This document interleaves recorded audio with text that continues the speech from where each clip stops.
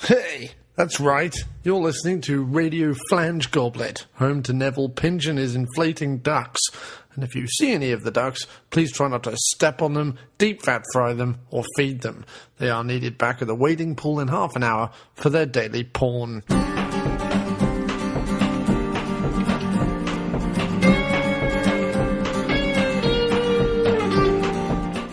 And welcome to yet another episode of the After Movie Diner, the show that says come in, stay a long old while, pick some stuff off the menu, and try not to soil yourself repeatedly near the band.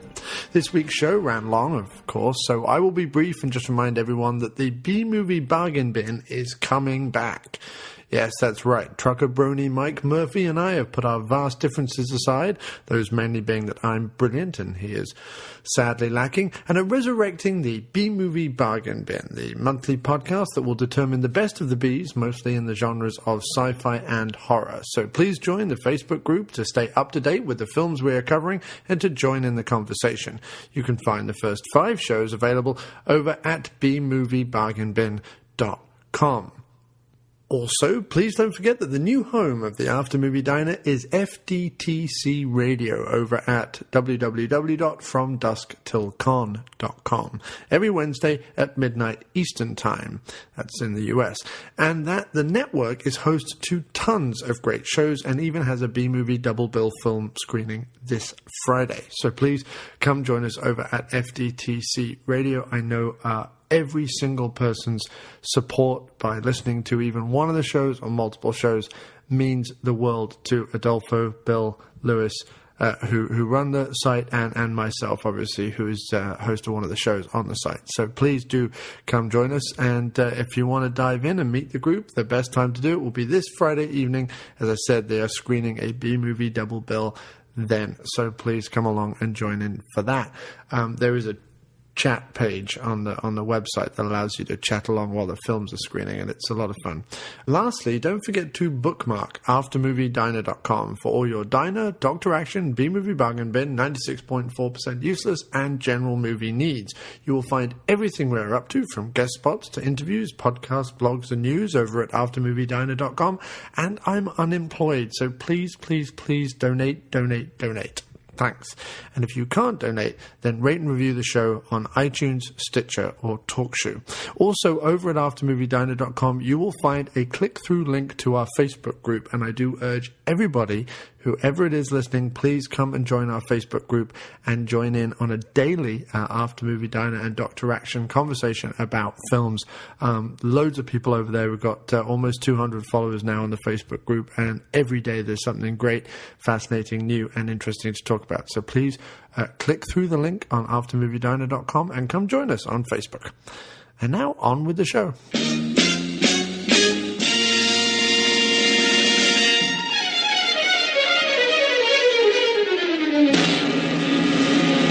It's the Daily Grindhouse Podcast.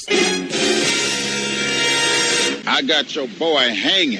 You no business born insecure junkyard mother. Starring Dr. Freaks. Am I the only one who is concerned about the naked woman tied to a bed? Johnny A-Bomb. I put out the trash. Joe Cosby. Softcore picture? You just said softcore picture. And Warhawk Tanzania as Warhawk Tanzania. You do not come to my turf talking about busting ass. When it comes to cinema, we talk the cream of the crop while scraping the bottom of the barrel. Find us on Stitcher, iTunes, Facebook, and of course on dailygrindhouse.com.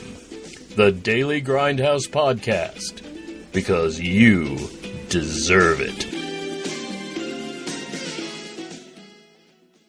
Yo, this is Fred, the Hammer Williamson, and you're listening to the After Movie Diner. You know what I'm saying? After Movie Diner. Keep listening. You might learn something.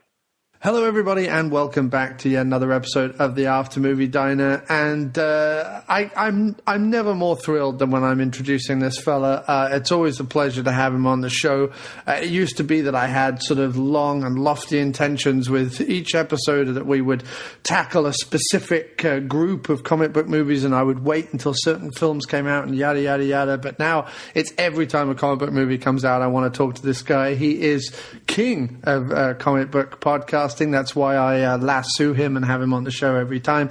Runs an absolute fantastic video blog, which has made me laugh, cry, think, and reevaluate my entire life. The gentleman is also a fantastic chap, just all round, from the other side of the country, from the greeny wilds of Oregon. It is the fantastic and splendid David DeMoss. Hello, sir. How are you doing?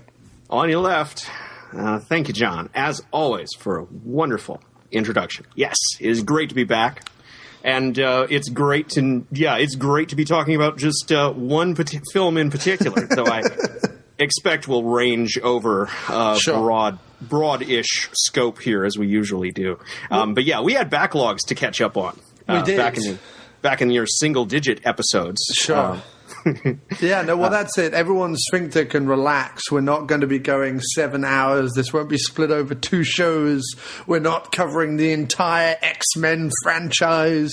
We are just talking about one film. And what film is that, sir? That would be Captain America, the Winter Soldier. Captain America. Yes, indeed. The second part of the Captain America franchise, or third if you include the Avengers. But before we get into that film, I want to know what you've been watching, what you've been doing, and how you've been, sir. I have been quite well, actually. As I said before you press the button, taxes are done. And summer has begun again. It begins earlier every year. But now that all of my housekeeping is in order, I can finally start hammering away at my backlog for 2013 and stop playing catch-up on that, especially since I've got new Spider-Man and new X-Men to look forward to, as well as Guardians of the Galaxy, obviously. And there'll be lots of episodes we'll be doing this year, because we'll do a Guardians episode, no doubt, where you can educate me all about them. But when Spider-Man rolls around, we should probably do what will maybe be the last of our big epic episodes. We'll need to, and we say this every time we talk, but we need to really sit down and talk Raimi, Spider-Man, and maybe the first couple of Garfield ones as well. Indeed, yes. But hey, that's like 6 movies. That'll be a cakewalk. Yeah, that'll be no time at all. We managed to get through up till this point in the Marvel Cinematic Universe in fairly concise way. That was one of the most ridiculous episodes we've ever attempted. The Avengers and all the movies that fed into it, including not one but both Hulks. Despite the first Hulk not at all being necessary to the continuity. Yeah. Right. And in fact, the second Hulk, now I think of it, really, I mean, apart from Tony Stark's appearance, the fact that none of the other members of that film ever show up again really doesn't play any. But even that, you can tell they had to walk that back with their own little one-shot movie later on, and you can totally tell that the entire planning for all of this was in its embryonic stages. Sure. And I've seen interviews with the Uber producer of all this, Kevin Feige, where he's like, "Yeah, it's been about 2/3 plan and about 25% winging it." Sure.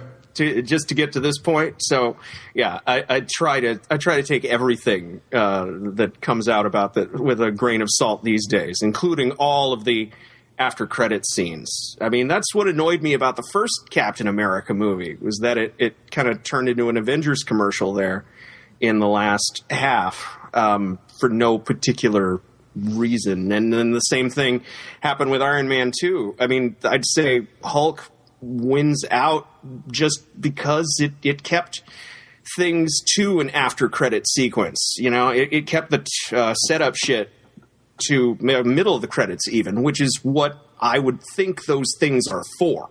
Right. If they are indeed for anything. Right.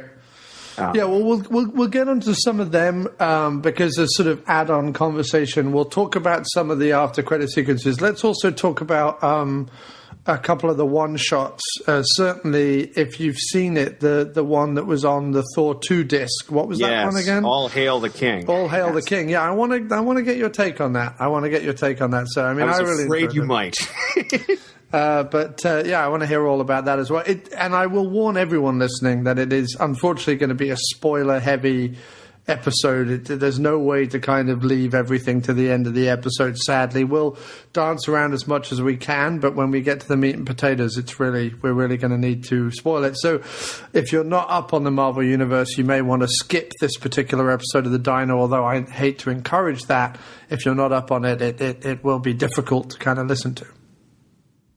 But really, why are you not up on it by now? True. I mean, we are 9 movies in. We are exactly at the point where people are getting impatient and jumping the gun and making top 10 lists anyway. Yes, people are getting paid. I mean, I would also argue that Marvel's getting a little impatient, but we'll talk about that later on as well. Let's first. What have you been watching, just general in any genre? Well, I've been preparing for the next slate of reviews that I plan to put out, as I am inevitably doing. Plug your page, sir. What's your website? At my website, and you thought it was safe. That's AYTIWS.com, where I review pretty much whatever I want. Yes, and so that would include, and in some cases, what people have requested of me.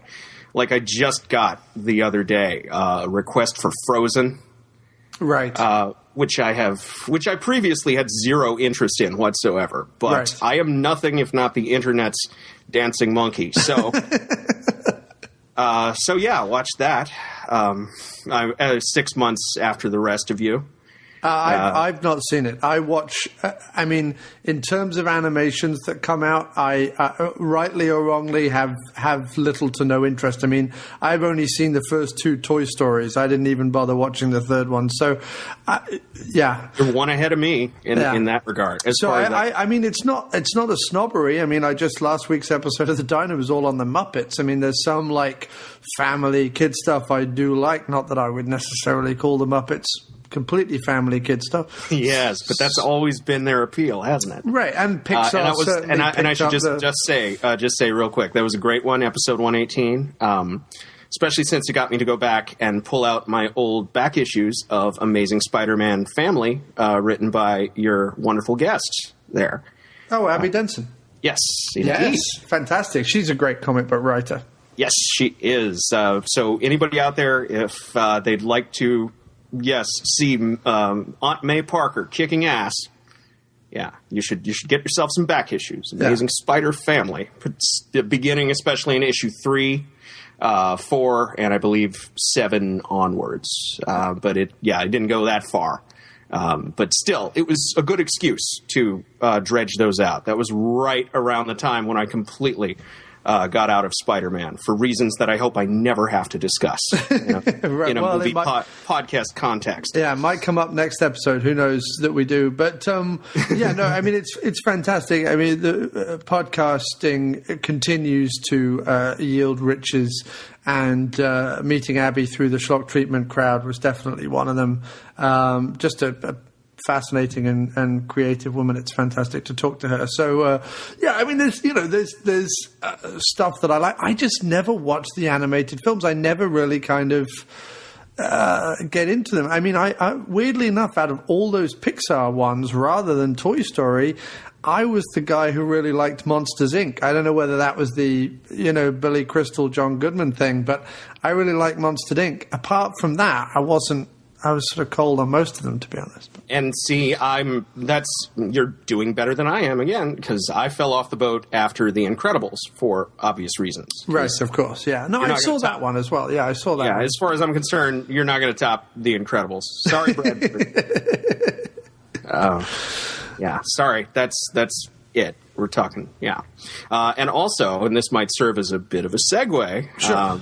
I've also been, I've also forced myself finally to, because again, I've reviewed all of his previous films up to this point, and I'll be damned if I let him get ahead of me. I've finally forced myself through Pain and Gain, written, I was surprised to discover, by Mr. Christopher Marcus and another dude named Stephen McFreely. Right. Writers of Captain America: The First Avenger. Okay. Those 2 Chronicles of Narnia movies.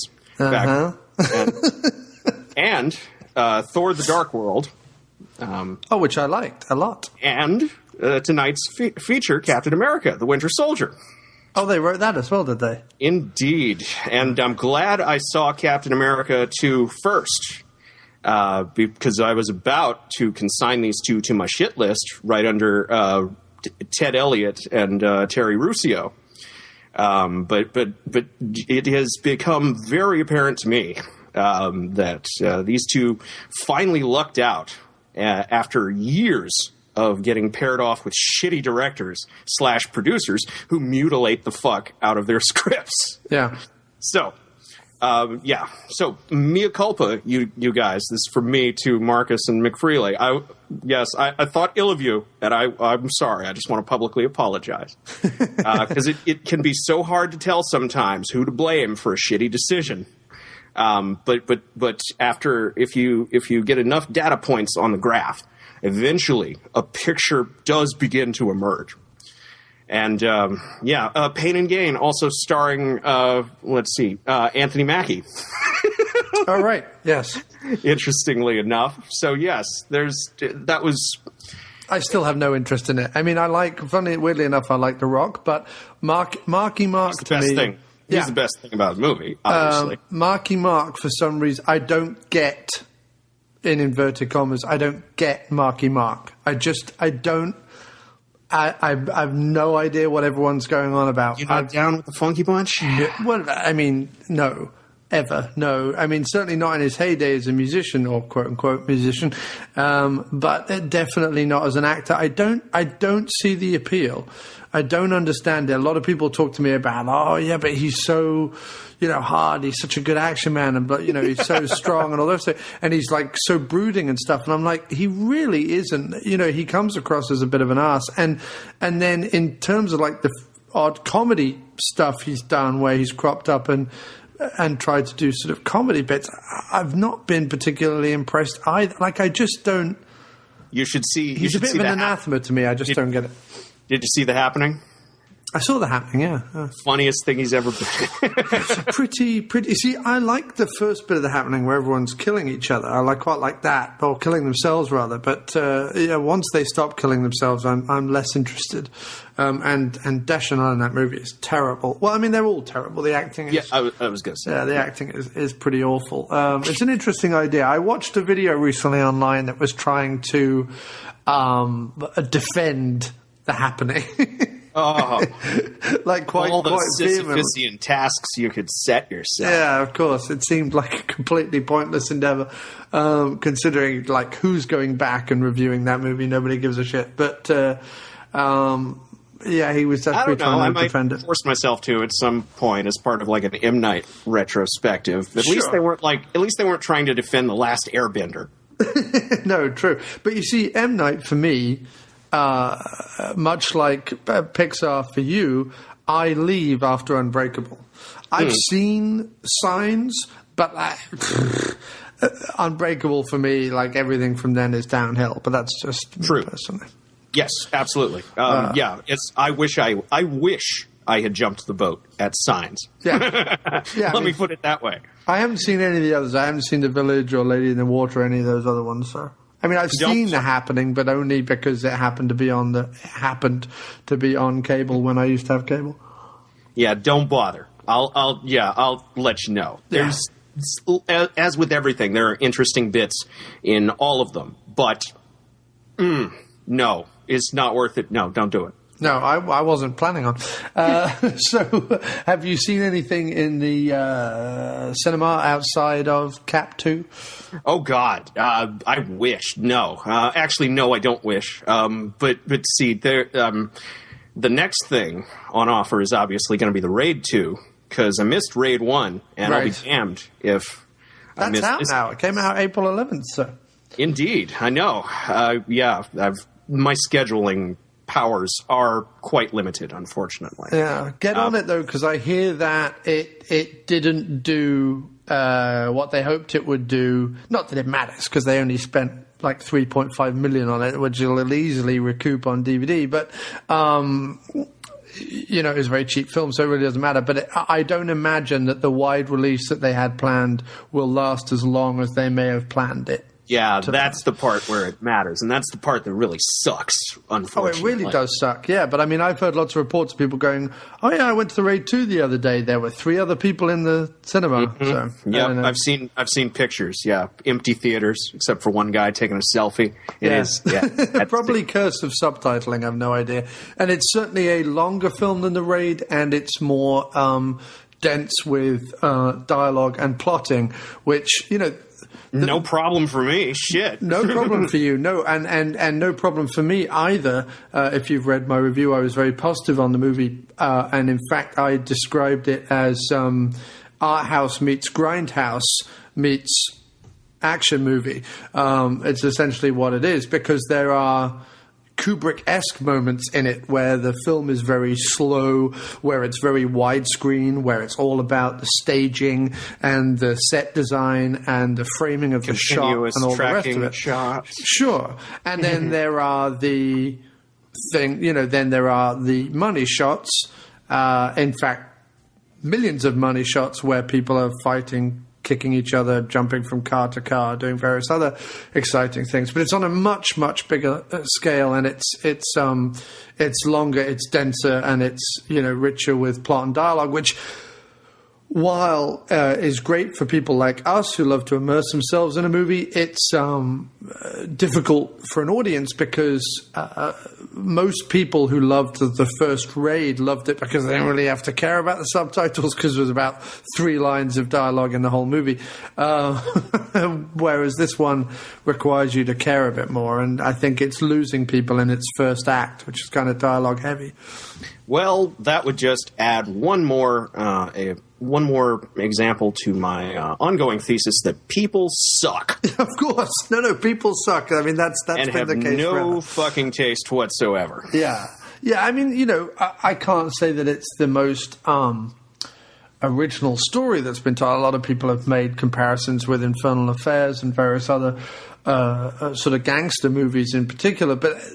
That's really not the point. You could have lobbed the same thing at the Raid 1, and that didn't stop it from kicking ass in all manner of ways. Right. I think you in particular are going to get a big kick out of the Raid 2. I really do. I think knowing you, I think now after our discussions, I think you're going to appreciate the expansion of the world that Evans has given us this time. I definitely think you're going to like it. Yes, that is exactly what I have heard, and that is thankfully the only thing that I have heard. Mm-hmm. Yes, I've been going through a bit of an experiment here, partially thanks to circumstance, and partially thanks to my own desire of just purposefully cutting myself off from the realm of movie news for the most part, so as to be as surprised as possible by whatever this season has to offer. Yeah. Because, of course, last year I did the exact opposite, and last year was 2013. So, we'll see if... I like 2013. I thought it was a pretty good year for movies, but... It was okay. The kind of movies I like, you know, silly action things, where it was quite... I mean, nobody else went to see them, but I loved them. And see, that's what counts, so... Right. But I always fall back on the fact that I just like going to movie theaters. I just enjoy the experience. And really, honestly, coming out of the movie, whether it's good, bad, or indifferent, obviously it's later on that stuff bothers me when I'm sitting down to think about it or I'm sitting down to review it or whatever. But in the moment, I just like being in a movie theater. I just enjoy it. I'm one of the few people who do, despite the talking and the cell phones and all the other modern bullshit. I mean, I went to see Captain America 2 this afternoon. Now, okay, it was for me the second time, so it wasn't so much of a problem. But I couldn't believe it, especially in certain dramatic moments in the film, which we'll get onto later on, that people were talking, like loudly talking and laughing about stuff that wasn't going on screen. And the only thing that ever runs through my mind when that happens, the same thing when I see people tweeting and so on, is why are you here then? Why are you spending $15? Because, I mean, you know, it's $15 on 42nd Street to go see a movie. $15. You could go anywhere else. You could go sit at Starbucks and for $3 buy a coffee and text, tweet, talk talk, laugh, all you like. You don't have to spend $15 to sit in a movie theater and do it. I don't, plus what you're spending on Wi-Fi and everything. I don't understand it. It doesn't compute to my brain. I don't get snacks, plus whatever else. Sure, all the other stuff. Of course. Yeah. Oh yeah, I mean a trip to the theater now is $30. You know what I mean? Because you've got to get your popcorn and your soda and your Bunch of Crunch or whatever it is you're getting, your chocolate and stuff. You've got to get those things, and so I just don't compute why you would do it and then go and talk through the movie. I get like something happens that's exciting and you turn to your friend and you say, oh man, that was cool. Like I get that, but there's a big dramatic scene going on and these guys were like talking about anything but what was going on the screen. So I was just, why are you, it didn't bother me because like I said, I've seen the movie before and it was loud enough, but I don't understand it. Because you are not an entitled narcissistic dickhead. That's why you don't understand it. True. It's really tough. You have to believe that you are the ever-loving center of the universe, and that everything depends upon you and your attention span. It's like if you're not looking at it, it ceases to exist. There's no object permanence. Right, of course. Right. So it's basically people acting on the level of like horses or goats. Yeah. No, I mean, we had a similar discussion, I think it was yesterday or the day before, online, because everyone got all excited about the Game of Thrones coming back on Sunday. And, I to be honest, I don't watch the series, so it matters not to me. But that's okay. I got you covered. That's fine. Yeah. There were a lot of people online. Game of Thrones fans in the audience, direct your love and admiration to me. Yes. Because I am one of you. Follow David DeMoss at AYTIWS on Twitter. No, one of the I will not spoil the episode for you. This is what I was going to come up with. A lot of people were talking about spoiling TV shows on the internet. And my feeling towards it is, and it's similar to talking in a movie theater, my feeling on it is that if you're in a Game of Thrones forum, or if you're using the hashtag on Twitter, Game of Thrones, or whatever it is, or if you're on a fan page or a message board or something that is Game of Thrones orientated, have at it. I will assume that I don't go in those forums until I've seen the episode, or people who watch the show do not go. However, if you're on Facebook, right, which is a public forum. It's not a film or TV-related forum. It is a public social forum for discussing all sorts of things. You do not spoil things. And I read a lot of people talking about it. Well, I wouldn't, if I was you and I was a Game of Thrones fan, I wouldn't go online until I'd seen the episode. Hang on a second. If I'm in a pub, and I'm sat around a pub table with my friends, and 3 of them happen to have seen it, and 2 or 3 of us haven't, if those 3 of them spoil it, let me ask you, are they a dick, or is it my fault for coming out and being sociable? They're a dick, right? They're a dick, yes. Right. So you can say on Facebook after you've seen the episode, oh man, that was a great episode. That's absolutely fine. You can express excitement and enjoyment and so on. But discussing individual plot points on what is essentially a social forum that has nothing to do with Game of Thrones particular, that's out of order. That's shitty. That's being a dick. And there's no 2 ways to cut it. You can go, well, you should expect people to be spoiling stuff on Facebook, so don't go on Facebook. No, fuck that. Facebook is a social forum. It's like a bar or a pub or a library or a coffee shop or whatever it is. Then if some loud dickhead was spoiling that shit when you were in a coffee shop, you'd tell him to shut up. You wouldn't sit there and go, well, it's my fault for being in the coffee shop.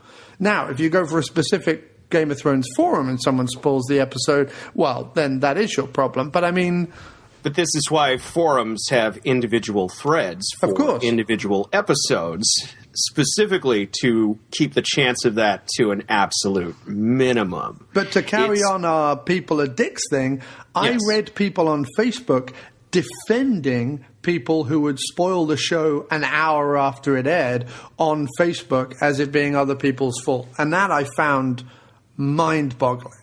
Well, that's your basic victim blaming now, isn't it? Yeah, I mean, I couldn't understand it at all. I couldn't, and all I was saying was, look, you can do it, but it makes you a dick. And people if you reverse the blame, then you absolve yourself of responsibility, and you are therefore not a dick. I would say reversing the blame makes you an even bigger dick. Of course you would, but you're not the narcissist who's trying to make this, square this circle. Right. It doesn't operate on a linear progression of time. It's not Back to the Future. It's more Bill and Ted's Excellent Adventures. These people's thinking. It's fourth dimensional, which is why it comes off as so damn crazy. Yeah, it boggles my mind. I mean, being someone who lives in New York, where smaller movies like The Raid 2, we get about a week, sometimes 2 weeks before the nationwide and or international release. You lucky bastards. Well, yeah, I mean, it's just the way they do it. LA with and New York. With your $15 movie theaters, you're so lucky. Sorry. Yeah, right, exactly. I'd rather wait 2 weeks and pay $8, but anyway. Right. Jesus Christ. I mean, I sneak into early showings and the occasional preview. Yeah. So I'm getting if I'm good about it and if I can schedule it right, I'm down to $650. Right. That'd be great. Yeah, of course. For first run. That's how I saw Captain America 2 the first time. Nice. But of course, that took 5 years of hunting to find that particular theater. And where they don't, and that particular window where people don't show up on their fucking cell phones. Yeah. And where I can sometimes, much as it sucks, I do occasionally enjoy having a screening room all to myself. Because your experience with Captain America 2 today sounds a lot like a similar thing happened to me with World War Z, right, which did not help that movie at all. No. But it was even worse with people narrating it to their 14-year-old right in the row right behind you. No, I mean, sometimes I'm lucky, with Sabotage, which wasn't a great movie, but and Bad Words as well. The Jason Bateman's movie for free, and I saw Sabotage for free because there are preview screenings that you can enter a draw for online. And then you have to show up 45 minutes early, and the first 150 people get let in or whatever it is. And I've done that a couple of times. But because of the fact that I get to see a lot of films early, when I review them for the site, and in the case of Bad Words and The Raid 2 and a couple of and Sabotage, in fact, I did review them for my website. I specifically review them from a spoiler-free standpoint. You haven't seen The Raid 2, you could go read my Raid 2 review, and it wouldn't spoil anything. It would just tell you what I liked about the film, but not even specifics, just like I said to you before, the cinematography or whatever it was. It's not going to necessarily spoil it for you. It's just going to be an opinion. And I'm very conscious of that. And I feel like if I'm able to do that with something like The Raid 2 or whatever, then people should be able to do that with Game of Thrones, and they should be able to say on Facebook, it was a great episode, and, really excited, and who can believe that twist, or something like that. They're all sentences you can say, even though the twist thing is kind of stepping on the line a little. But even that, I mean, I like my thing whenever I can. I like to do, I like to be as vague as possible about it and circuitous. Sure. Because that's its own little writing exercise. Like in this particular case, I would say something like, when I heard they were splitting the third book into 2 seasons of television, it was this point in time that I looked to with a radiant, expectant hope. Yeah. And it could not be more satisfying. Right. That would be a perfect way to say it, because I have no idea what you're talking about. As well you shouldn't, yes. But people who do know exactly what I'm talking about. Yeah. So that was I've waited for this day. Yeah, exactly. So that was our People Are Dicks conversation. So let's move on to All Hail the King, shall we? The one shot. Shall we quickly talk about that? And also, remind me, where does the Agent Carter one shot appear? Because how have I not seen that yet? I mean, I interviewed the composer on the show, weirdly enough, Christopher Lennertz, but I have all the discs, yet I don't seem to have it. On what disc was it on? Let me see. Because I love me some Agent Carter. Yes, indeed. That was on the Iron Man 3 Blu-ray. Is it? As part of the digital download release on September 2nd, 2013. Yes, that was may become the pilot for its own series here eventually.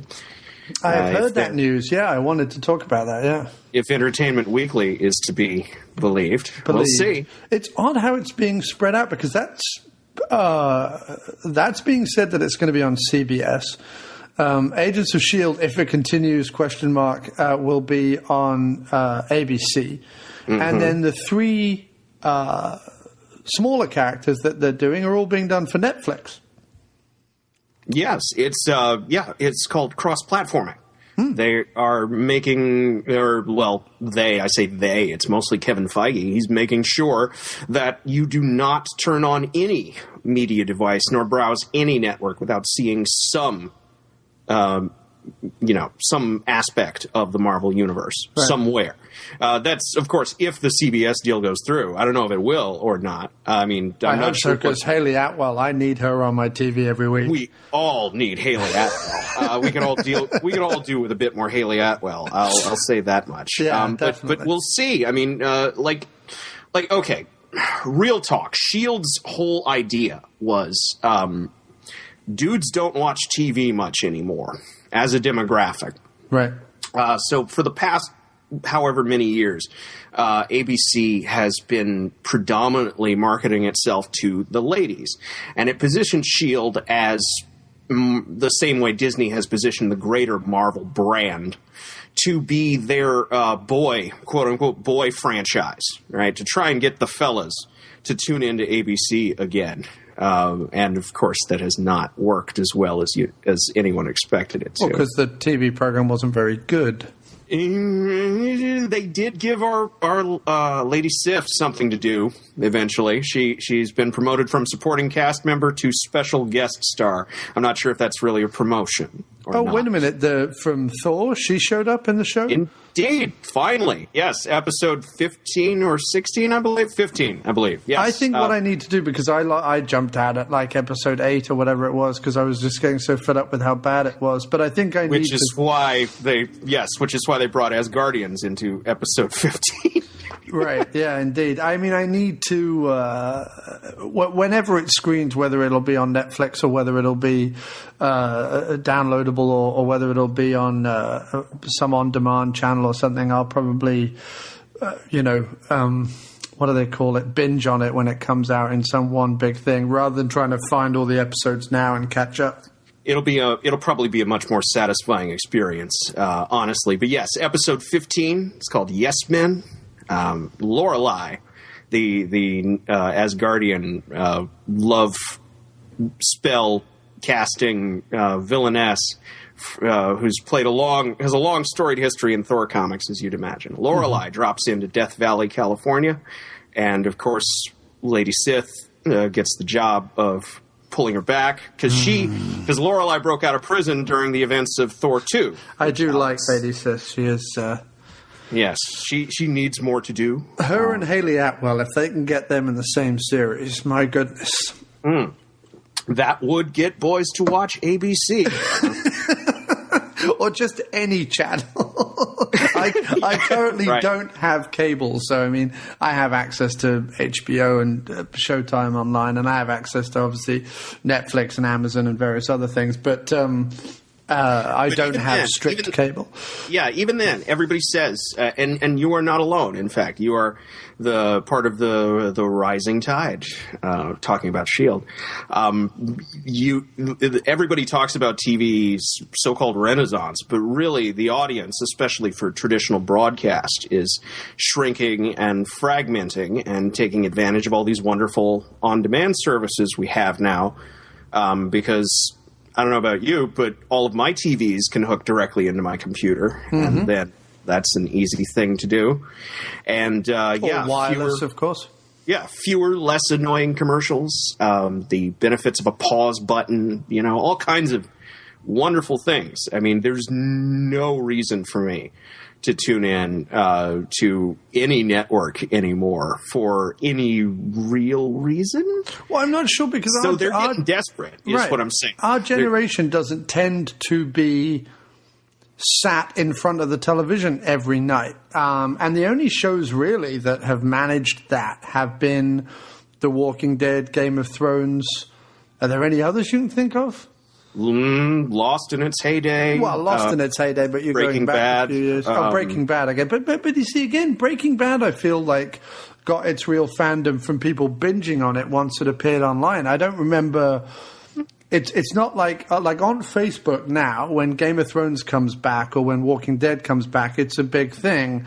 I don't remember the same with Breaking Bad. I mean, it was and it wasn't. Do you know what I mean? Not until the last few seasons, right? Once they had a chance to catch up. Because I remember I remember the same thing, not hearing a damn thing about it, and now Bryan Cranston's in a Godzilla movie. Or Cranston is like a geek idol, even though it's not a particularly geeky show. Well, I saw Malcolm in the Middle from the beginning, so he was already kind of my idol. Right, exactly. No, he's a great actor, but I mean, after Pacific Rim, my thoughts on Godzilla are sort of mooted at best. You would let that color your... that's pshaw. Also, I've seen the trailer and it looks pish, but I mean, I'll see it when it comes out, probably, if nothing else, just as I said, to go to the movie theater. And also because I'm in the business of talking about film, and I there's a little part of me that takes a responsibility on that I should really know what I'm talking about. Contrary to popular opinion about me, that I just talk drivel at things, I do actually take responsibility to see most of that. The only thing I won't do is go watch. There's this whole other myth pervading on the internet that you have to go and see a remake to know that remake is worth anything or not worth anything. And I'm like, no, you don't. Actually, at the end of the day, a trailer is there to let me know whether I'm interested in going to see the film or not. And if the trailer can't sell me on a remake, then I'm definitely not going. Are assholes still leaning on you about the Evil Dead remake? About every remake. Everyone always says, yeah, but you don't go and see them, so how can you have an opinion? I'm like, no, I don't have an opinion on the film or the way it was made or how it was acted or what it was cast. The very fact that it is being remade is enough. That I have an opinion on that, and I can have an opinion on that because guess what? They've released 5 trailers. They've released photographs from the set, photographs from the finished film. They've released, I can have an opinion on the fact it exists. I'm not questioning how it was shot or the CGI or whatever it was. I'm not talking about that at all. I'm talking about the fact that it exists. And it's a nuance that most people who hate me have difficulty grasping. But that's another problem, nuances. The word nuance in general. Yes. Yeah. It's a hard thing to grasp because, again, it requires thought and effort and all these wonderful things that people just don't have time for anymore. They've got to do something. I don't know. Fuck. There's a new Metal Gear video game coming out. I don't know what. Well, more excitedly, there's Metal Hurlant is coming on Sci-Fi, having languished on French television for the last 3 or 4 years, and that stars my boy Darren Shalavi, my boy Scott Adkins, my boy Michael Jai White. That's one of the most exciting TV shows I've been excited for in the last 5 years. Michael Jai White. Yeah, Michael Jai White. It's an insanely well cast action show. I have seen, let's say, previews in inverted commas of the first few shows, and they're definitely an exciting mix of the medieval and the robotic, which is always very exciting. But no, definitely worth watching. It's coming on Sci-Fi Channel. I don't know when, but be worth looking out for.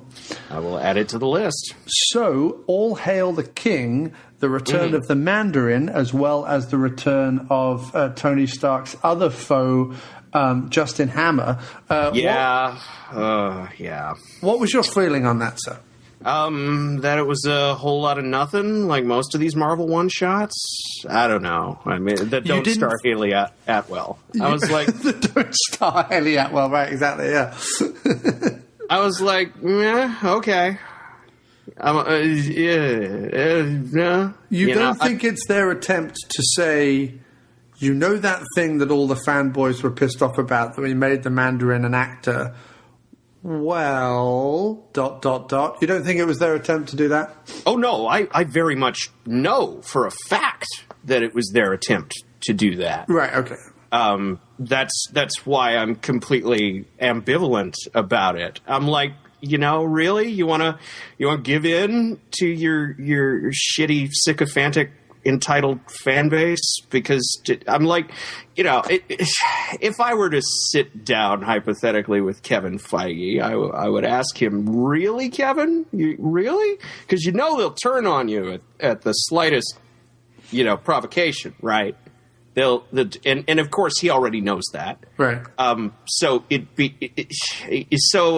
end up being like, okay, that's all right. But it doesn't. See, to me personally, because I can give a fuck about comic book fans in that sense. I love that they're fans, and I love that there are comic books. I just, I'm talking about the movies now, or the universe that's being presented now, fresh. Right. So I don't mean to be dismissive. I'm just that's what I mean. I always thought that. It makes it even more cool that in Iron Man 3 he appears to be an actor. If the whole thing is in fact some elaborate double bluff, that makes it even cooler. Like, for me personally, I'm like, I'm all for that, man. Like, you know what I mean? Just because he appeared to be an actor in the thing doesn't mean he isn't really actually, behind the scenes pulling some strings and stuff. I thought it was like a whole really cool, like, double bluff thing, and I'm all for that. Like, I've got no problem with that. If we live in a world where they can, quote unquote, kill someone and then resurrect them or bring them back, or they're not really dead, or they show up in Act 3 or whatever it is, like, I've got no problem with the Mandarin being some big elaborate double bluff. That doesn't bother me at all. I'm pretty sure we are in just that world, in fact, when we're talking about the Marvel Cinematic Universe, and that would only make sense. Sure. Given what it's based on. But really, I'm like, let's see, is Ken Watanabe still alive, right? I mean, you could... I'm waiting for him to show up as... Right. As the or somebody of his caliber, because he played fake Ra's al Ghul in Batman Begins. Yes, he did. Yeah, and that was perfect. So yeah, it'd be, and he's got a part in our upcoming Godzilla movie. Have no idea what the hell is going to happen there, because I'm purposefully blacking myself out from knowing anything about it. But. There's one, and there are plenty of other very nice Asian actors out there who are quite studied at playing bad guys to various degrees, who, would reasonably be chomping at the bit to play what my fellow comic book fans would erroneously call a real, in inverted commas, Mandarin. Right. And that's what they want. They want that to be Iron Man 4. Right. Really, that's what they're pushing for, even if they don't say it. And do you think that the reemergence of Justin Hammer in that one shot, or rather Sam Rockwell as the actor, do you think they literally just called Sam up and went, "Hey, would you mind doing a bit of a joke thing?" Or do you think that's to say, "Oh, he's still out there, by the way"? Do you think he's going to come back at any point in the universe, or not? I don't really want him to. I found him kind of annoying and boring. Right. But that's not. Yes, but yes, it is quite. That's also a possibility. And actually, that'd probably be a safer bet for them to do than to try and do a quote unquote real Mandarin. Right. I mean. What are they going to? First of all, the concept of a real Mandarin is laughable in itself, because, like I said, I think in the Iron Man 3 podcast, every writer who's come on to Iron Man has tried to retcon their own origin for the Mandarin. So, of course, he's got a whole plethora of them to choose from in the first place. And really all they did in Iron Man 3 was add another one to the pile. Right. Trevor Slattery. There you go. Yeah. But they did leave the 10 rings hanging there at the end of Iron Man 1. And yeah, that has been a dangling plot thread that I've been waiting for them to deal with for a while. And they dealt with another one of those in Captain America 2, so I wouldn't be opposed to them dealing with another one a little bit later down the road. Yes, indeed. I mean, I enjoyed that one shot. I thought that of all the one shots, it had, it at least had some humor, and it at least had a bit of, something.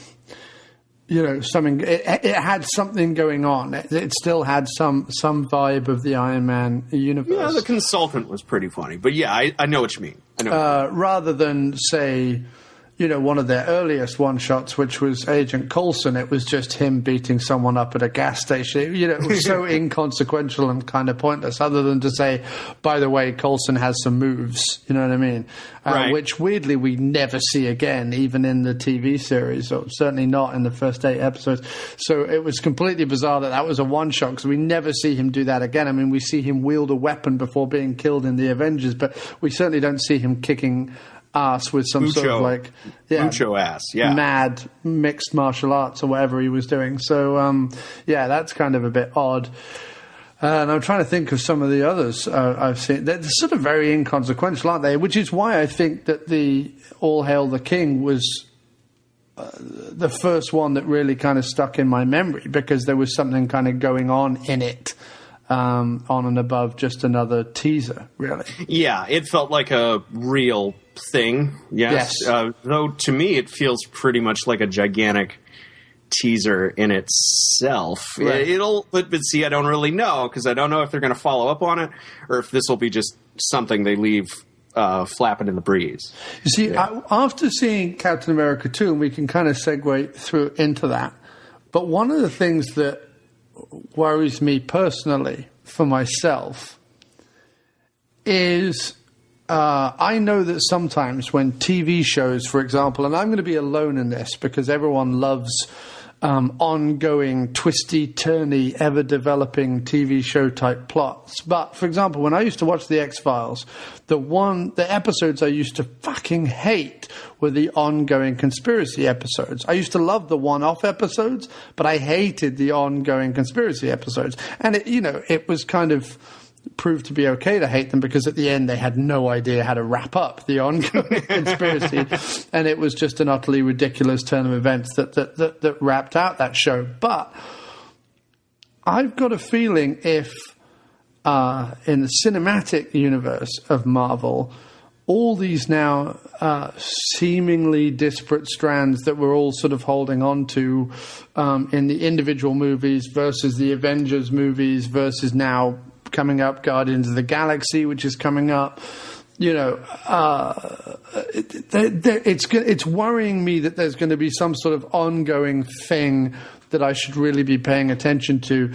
And while my second viewing of Captain America cleared a few things up, when I saw it the first time, I was like, oh, fuck, what is this now? You know what I mean? Like, this is another thing I have to now fucking keep in my brain that's going on. And, I can only think that in the grander Marvel universe, rather than taking these as individual movies but looking at it as one big thing, I can only think it's going to lead to more and more plot holes and confusion.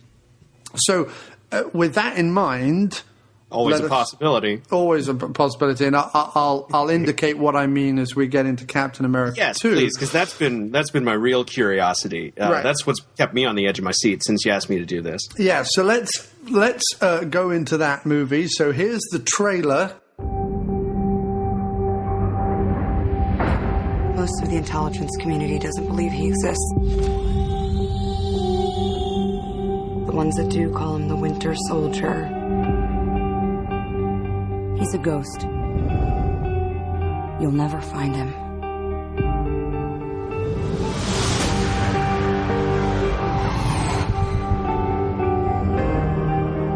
They join S.H.I.E.L.D. to protect people. Captain, to build a better world, Sometimes means tearing the old one down.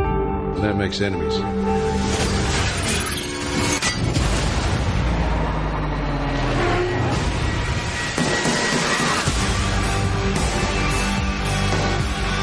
Fast.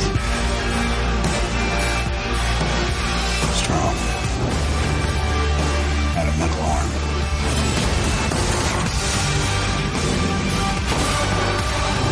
Are you ready? All it takes is one step. People are gonna die. I can't let that happen. Captain America needs my help. When do we start? We just did. The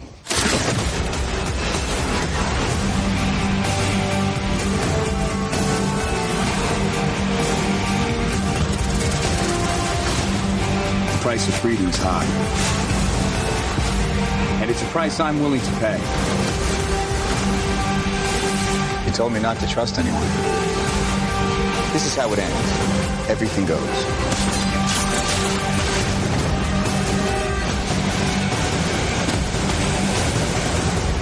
Looks like you're giving the orders now, Captain. Damn right.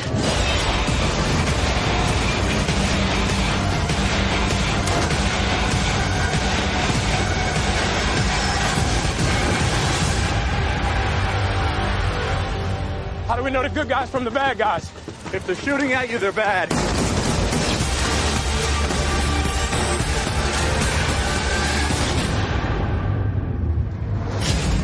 So first of all, David, why don't you, for the listening several, run down the plot briefly and quickly? So Captain America, the Winter Soldier, picking up some time in the same nebulous time after the Avengers that all these Marvel movies pick up, finds Captain America chafing under the methods of Nicholas J. Fury's S.H.I.E.L.D. And through said chafing, he eventually uncovers a conspiracy that has infiltrated the highest reaches of S.H.I.E.L.D., connected back to some of his oldest foes. And, action sequence. The end. We'll get on to the ending action sequence down the line because it's probably the thing I had the biggest problem with, even as an action fan, and not the way the action was filmed or the thing, although that was also a problem. But the motivation and the MacGuffin that was going on was awful. But I saw it a second time today. When I saw it the first time, I came away from it going, okay, it's a placeholder. It's a, weirdly, because you were saying on the Avengers episode how one of the things that annoyed you about all the movies that led up to the Avengers was that they were leading up to the Avengers rather than being movies in their own right. And I didn't feel that as much personally. This one, when I first saw it, my first initial thing was, this isn't about Captain America at all. This is about setting up whatever the end of Phase 2, the beginning of Phase 3 in the Marvel Universe is going to be about. This is about a film in which they're going to dump all their plot exposition for whatever's going to happen. Which only led to confuse me initially, because I was like, wait a minute, isn't Avengers 2 the Age of Ultron? How does any of this therefore factor into that? So that's one of the things that I left the first screening with. That and the fact that I had seen it mistakenly the first time in 3D. I should not have done that, as there is nothing... First of all, there's nothing in the movie that warrants it. And secondly, the camera work in this movie is atrocious, and the 3D only made it worse. Yeah. So your initial reaction to the movie, so without going too deep, your initial reaction? My initial reaction was that I was pleasantly surprised, because I did not feel at all that this was in any way, shape, or form a setup to Avengers 2. Like I said, they kept that shit to the mid-credit sequence, which is where I've always felt it belonged. And not so much Avengers 2, but the Marvel Universe as a whole. I felt it to be a dumping ground for a whole bunch of stuff that's going to affect other things. Yes, I can see that. But that, I hope, I can only hope that is true going forward. But at this, and while I can see that, at the same time, the story itself strikes me as what I would call meat and potatoes Captain America storytelling. This is exactly what I would expect and indeed want from a Captain America movie set in quote-unquote modern times. Most Captain America stories are, except for his origins, obviously. So I've had much more experience with these than I've had with Captain America origin stories, despite how many of those there are. And by those standards, yeah, this is pretty good. Decent effort all around. And that was your initial thing, having seen it the first time? Yeah. Okay. Though I'd agree with you, and that holds up on, and that opinion holds on a second viewing. Though I'd agree with you about some of the camera work, particularly in the close-up hand-to-hand fighting. I'd lob the same thing I always lob, which is put your fucking camera on a fucking tripod. Yeah. People need to watch Die Hard more. They really do. They really, really do. They need to watch all old school action before the age of at least McTiernan, Greengrass. But Tony Scott just died, so everybody's sucking up to him. God damn it. So yeah. But even Tony, I tell you what the difference is. I don't know what they film these movies on in terms of what cameras. But whatever they are, and I presume they're probably like really high-class digital ones as opposed to film anymore. I don't know if they're still shooting on 35mm for these. No. I would imagine not. And the reason why I say that is handheld or not, close-up or not, the one thing they can't get away from with digital filming is the strobing effect, the sort of odd trailing and duplication effect that happens when you wave the camera around. And say what you like about Tony Scott, and I understand where you're coming from. If you look at something like Enemy of the State, which has an inordinate amount of kinetic camera work in it and the fast-moving camera work in it, because it's film, it's clearer. It just looks better. You can follow it, and it doesn't have that horrible strobing. So, all that said, that's a good point, and that's a good point. Yes, I'm hard on Tony Scott due to his 21st century filmography.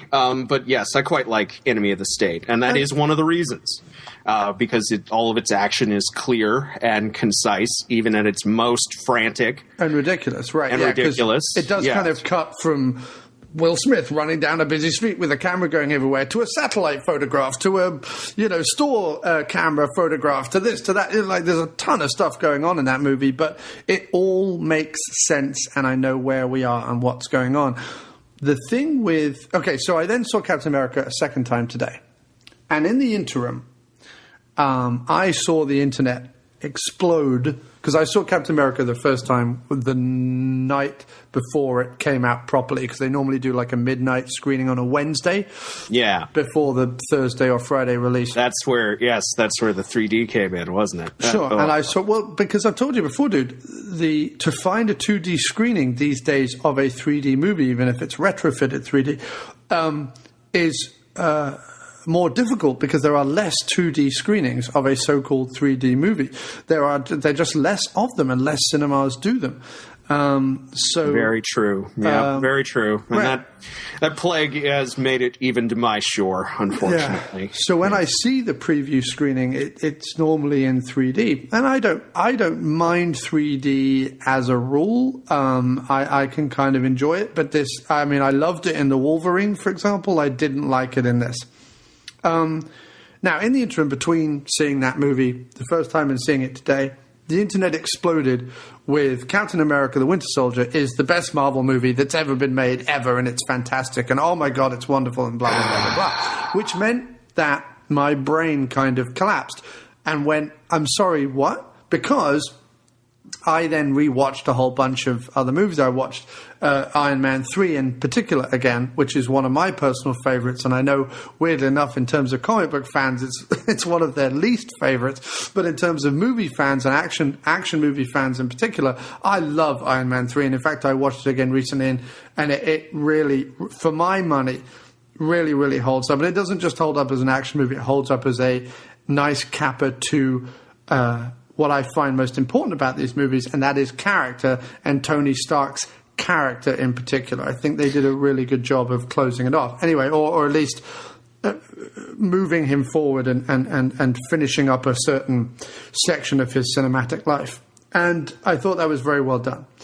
And I'd agree with all of that. I like it very much. I like Iron Man 3 very much, regardless of individual quibbles that other people might have. And then not the only difference we have in that is I'm not as big a fan of Shane Black fan as you are. Right. No, and I completely understand the Shane Black-isms all over the movie being a problem for people, but in terms of, if they can clear their mind of that, in terms of that's not what people have a problem with. No, that's we both know that's not the case. Right.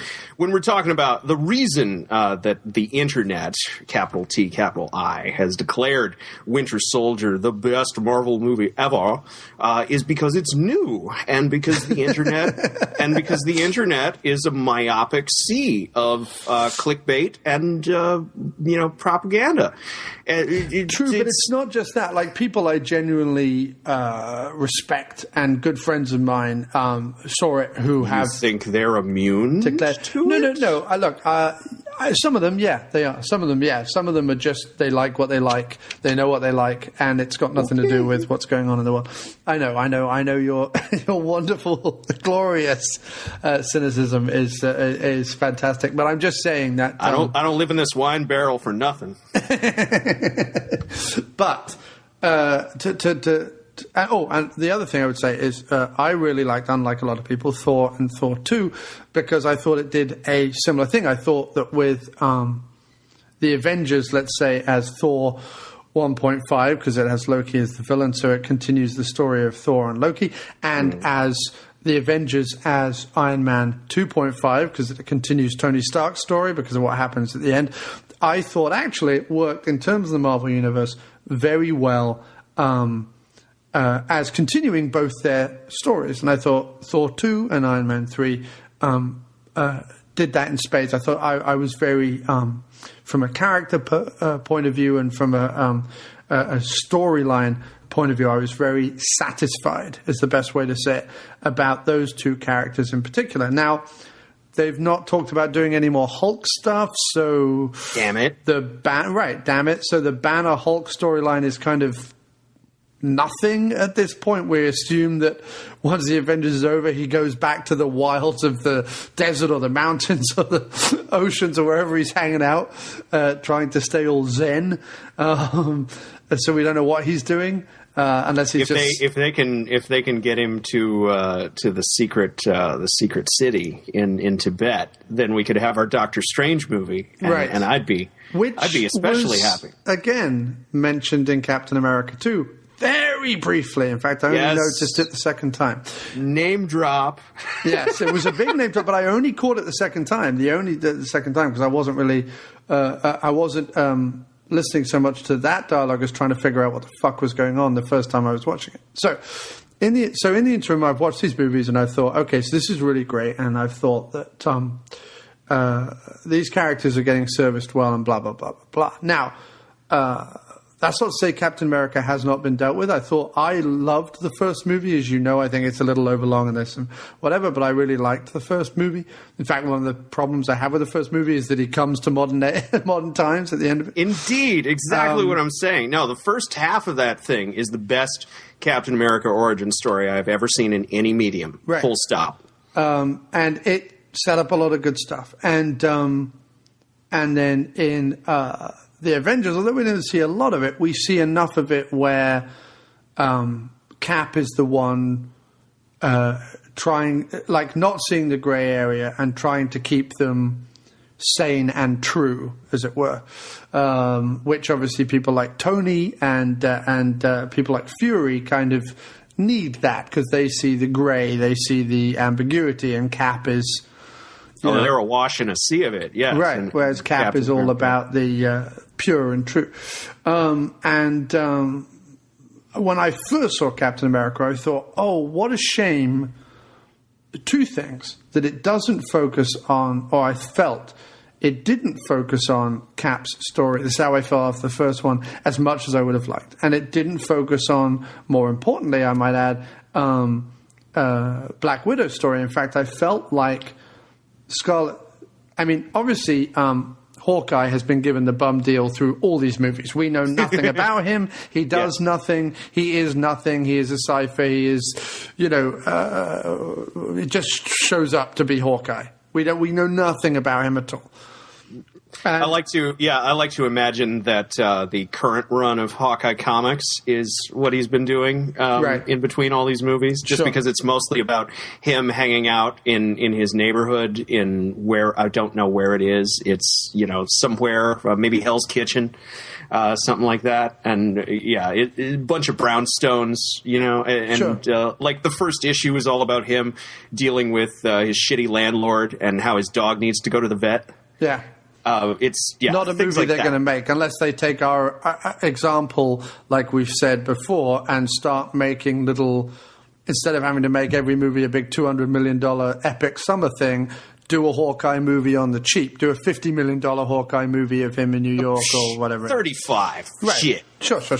In fact, if the Raid 2 can be done for $3.5 million in Indonesia, send him to Indonesia and make a movie there for $3.5. Yes, he is an agent of S.H.I.E.L.D. Right, exactly. There's no reason not to drop him into a foreign country. In fact, once you've seen the Raid 2, you'll wonder why movies cost any more than $3.5 million, because it really does do everything you need a movie to do for that small amount of money.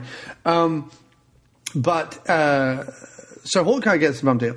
But the problem is with Black Widow is that while she's been in Iron Man 2 and the Avengers and now Captain America 2, I may need to rewatch those movies because I haven't seen Iron Man 2 in ages, and I like to watch the Avengers once every 6 months. But I don't know enough about her as a character, as someone who just came to the cinematic Marvel universe as opposed to the comic books.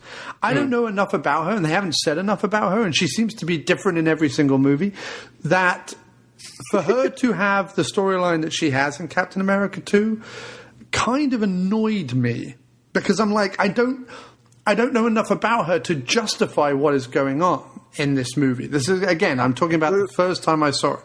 Yeah, and that makes me sad because I love what they did with Widow here. I mean, Jesus, somebody shocked her with a cattle prod or something. They finally woke her up. I'm like, where have you been for 2 movies, girl? Damn. Well, she's been doing different things. In Iron Man 2, she's some weird cipher go-between. S.H.I.E.L.D. Is she good? Is she bad? Is she S.H.I.E.L.D.? Is she not? Like what? She's nothing. She's a bit of eye candy that helps out at the end with a bit of fighting in leather or pleather. And then in Avengers, she gets her little moment with Hawkeye, but really not enough of one. And in this movie, the one thing you've got to agree, though, in this movie that frustrates me more than anything is making her a quasi love interest for Captain America, while never once in the whole script, and this annoyed me both the first time and the second time I saw it, mentioning Hawkeye. Never once. Now, see, I didn't get that at all. I got the sense that, if anything, she was trying to be Cap's wingman. No, she is Cap's wingman, but there is... and she there are a few occasions where, just because it's ScarJo and just because it's Chris Evans, that there is scenes of you got a little flirtiness off of them, which look is absolutely fine, because I'm sure that that happens in real life. You're in an office, your colleague, whatever. That doesn't bother me, but it was the fact that there was no mention of Hawkeye whatsoever, when Avengers, certainly for ScarJo, was the Widow Hawkeye show for those 2 characters, Good, and that is a fair point. I'd be very interested to know what Barton is up to during the events of this film. But at the same time, though, I never got that to the degree where it affected my viewing experience at all. I actually really like this widow. I hope to see her again. I don't like the look of her. I don't know what they've done, why she's plastered in fake tan and why she has this ridiculous haircut. But apart from that, no, this was the best representation of her, except that we got no backstory. Oh, God, we never get backstory. They may be... that might help, considering the whole fucking third act is to do with her, backstory being revealed. But anyway... that's like one of the that is one of the few actual, what I'd call, setups for the next phase of the Marvel Universe, if they get the balls to actually give her own movie. I mean, they need to. Yes, I think that's the big elephant in the room. They needed to before they did Cap 2. They should have done Avengers, then a Hawkeye Widow movie, either together or separately. Oh, fuck Clint. Give her her own movie.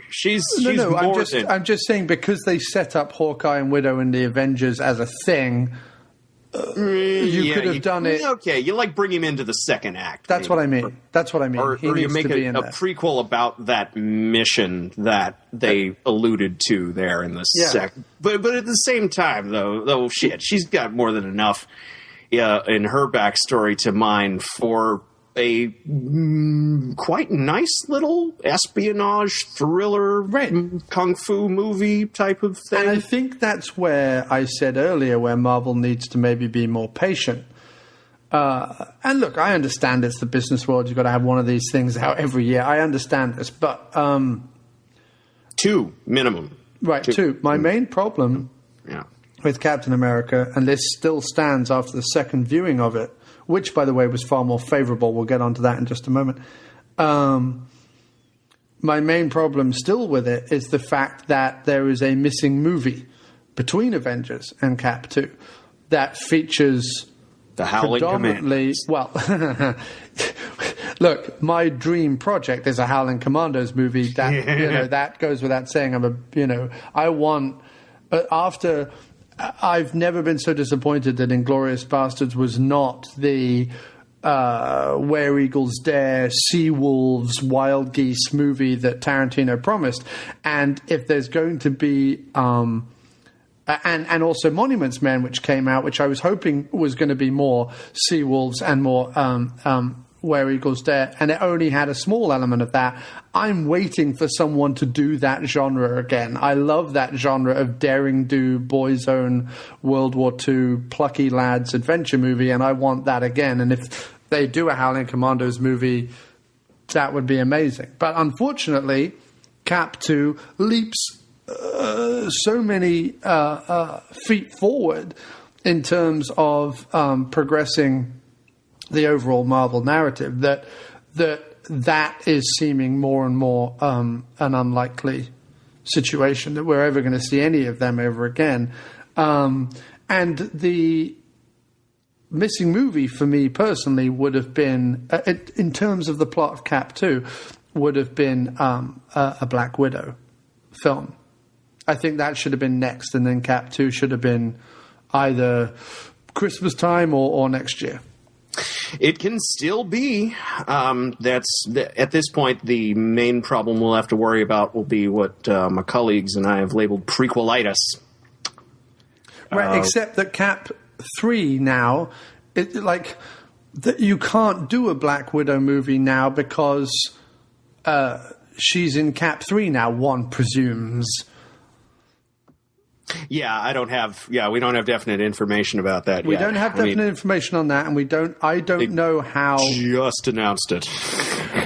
But considering how Cap 2 ends is what I'm saying, first of all, how do they do Avengers 2 before they do Cap 3? That I don't understand, because Cap 2 very definitely ends with them, and now we're going to go off and do this mission, right? Which I presume is going to take... Because I've heard a lot of people say that's from the comic books, and they're going to go off and do that second part of it, and blah, blah, blah, blah, blah. I don't know how you squeeze the Age of Ultron in before that. I don't know. We'll have to wait and see. And I don't know how, if they're doing Age of Ultron, then Cap 3, when we're ever going to get this Black Widow movie. And by the time we get it, she will have already been in, 5 or 6 movies. That's a long time for a character to be around without me knowing what the hell she's there for. The problem is they're chicken. They're really scared about it, despite all those articles about the Hunger Games changing everything. Female-led action movies are still a bit verboten in the modern environment we live in. Which upsets me no end. Indeed. Yes, it's even more upsetting when I hear people cite Sucker Punch as the reason for this. It was always thus, though. It was long before Sucker Punch when looking into... Salt came out the same year, and nobody... who talks about that anymore? Well, that actually should have been the Black Widow film. Right. I mean, not even that, though. If you go back to the golden age of our 80s and 90s that I talk about all the time, considering almost every star of that era, even if they were B-movie star, saw at least one of their movies go theatrical. So, for example, even Perfect Weapon, the Jeff Speakman movie, went theatrical. And he's fairly deep down the list of B-movie action stars. I'd say so, yes. Fair. It is offensive, therefore, that in America, at least, not one of Cynthia Rothrock movies, apart from No Retreat, No Surrender 2, apart from that movie, not one of her films was theatrically screened in America.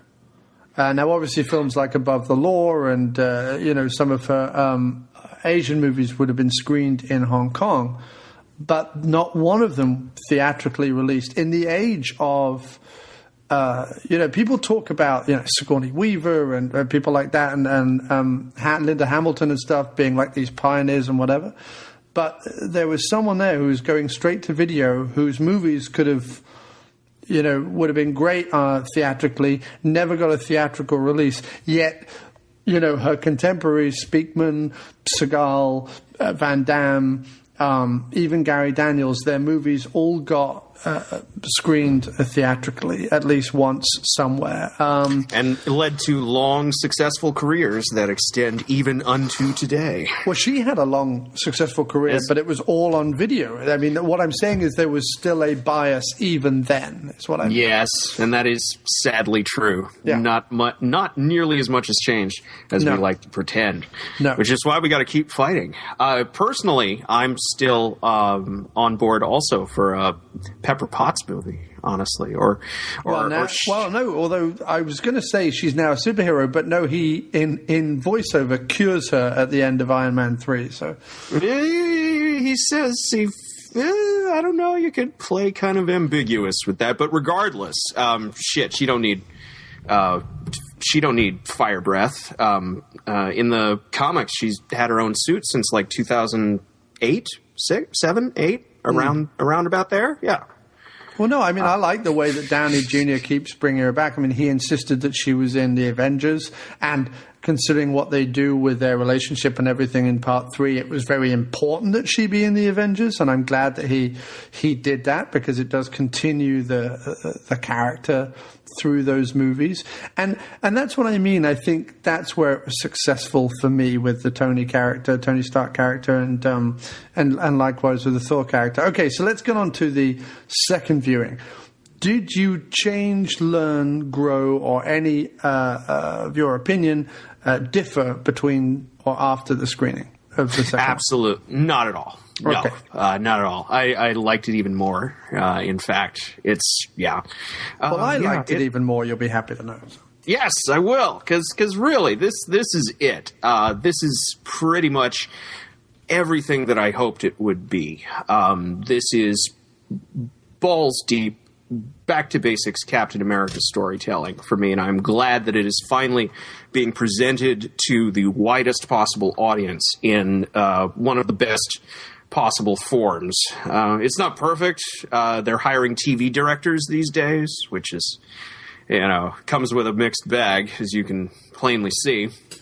Well, what it does is it comes with really bad direction and a Danny Pudi cameo is what it comes with. That's what it comes with. It doesn't actually come with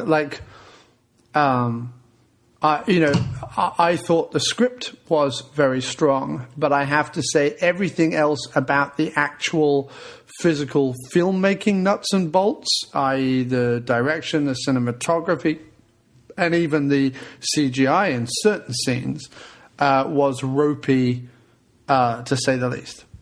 Yeah, I'd call it workmanlike. Okay. I went. You didn't like that thing with Nick Fury in the car, that whole attack. That could have been done so much better. Mm. I thought that I saw it again today in 2D. Yes, much cleaner, brighter, easier to make out 2D. Actually, yes. all it did was reinforce to me that the cinematography, 3D or not, was terrible, and it's a very bland looking film in the color palette. It's a very annoying film in the terms of how he uses and waves about the camera throughout, and it's because this is the cinematographer from District 9. Right. And Elysium, yes. But you see, that's interesting because I think District 9 is great, even though it's handheld. I thought Elysium, the action sequences were terrible and completely let that movie down for me, considering how much I love District 9 and how I felt that the ramping up of the shaky cam during the fight scenes in Elysium versus District 9 really, really bothered me. I found I didn't know what they were going for with this movie at all. I didn't think, in terms of look, I'm going to get onto what I enjoyed in a minute, but in terms of cinematography, look, style, I had no idea what they were going for. The word that they tend to throw around these days and I put this in very inverted commas, is real. They want it to be real. Yeah, I think my gut just had a pain in it from you saying that. Yeah, as well it should, because it's a giant, blatant case of overcompensation on pretty much everyone's part that affects, I'd say, pretty much the entire action genre these days. I mean, I've seen it every fucking where. It's crazy. I don't know. I tend to lay it at Michael Bay's feet just because. Fair enough. But oddly enough, he's kind of, he did something weird last year. I don't know what the hell happened to him. I think like he and Zack Snyder were both like kidnapped by the same mad scientist. You said that name. And but wait, they swapped superpowers. Yeah, I know. Because it was weird. Now Zack Snyder does the shaky cam, and Michael Bay does the gratuitous slow motion. At least in Pain and Gain. Yeah. I don't know what he's going to do with Transformers.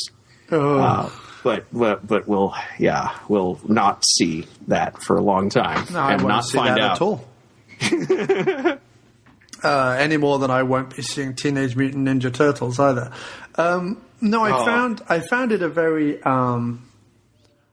boring looking film, Captain America: The Winter Soldier, and I think the most successful action sequence in terms of shooting, not in terms of look or color, but in terms of shooting, is the sequence where the Winter Soldier attacks the four of them in the car on the bridge when they are taking the guy that they just got to squeal, the scientist guy. They're taking him somewhere, and he gets pulled out of the car and thrown in front of a truck. That was for me, and then the subsequent fight that ensues then down off the bridge with the Black Widow having a pop and Captain America in the bus being shot at, and then all that stuff. I think that was the most successful and most exciting sequence in the movie in terms of action. I feel the score is not strong enough either. I feel it's a very totally agree with that boring score. Considering now, look, we were spoiled. We had my boy Brian Tyler, and I'm not just saying that because I interviewed him. I think Brian Tyler, in terms of big, bombastic, exciting, either superhero and or action scores, is the man. I think he just knows exactly what he's doing and knows exactly how to make a pleasing melodic riff in his big orchestral crash bangery that this sadly lacked. Especially, yes.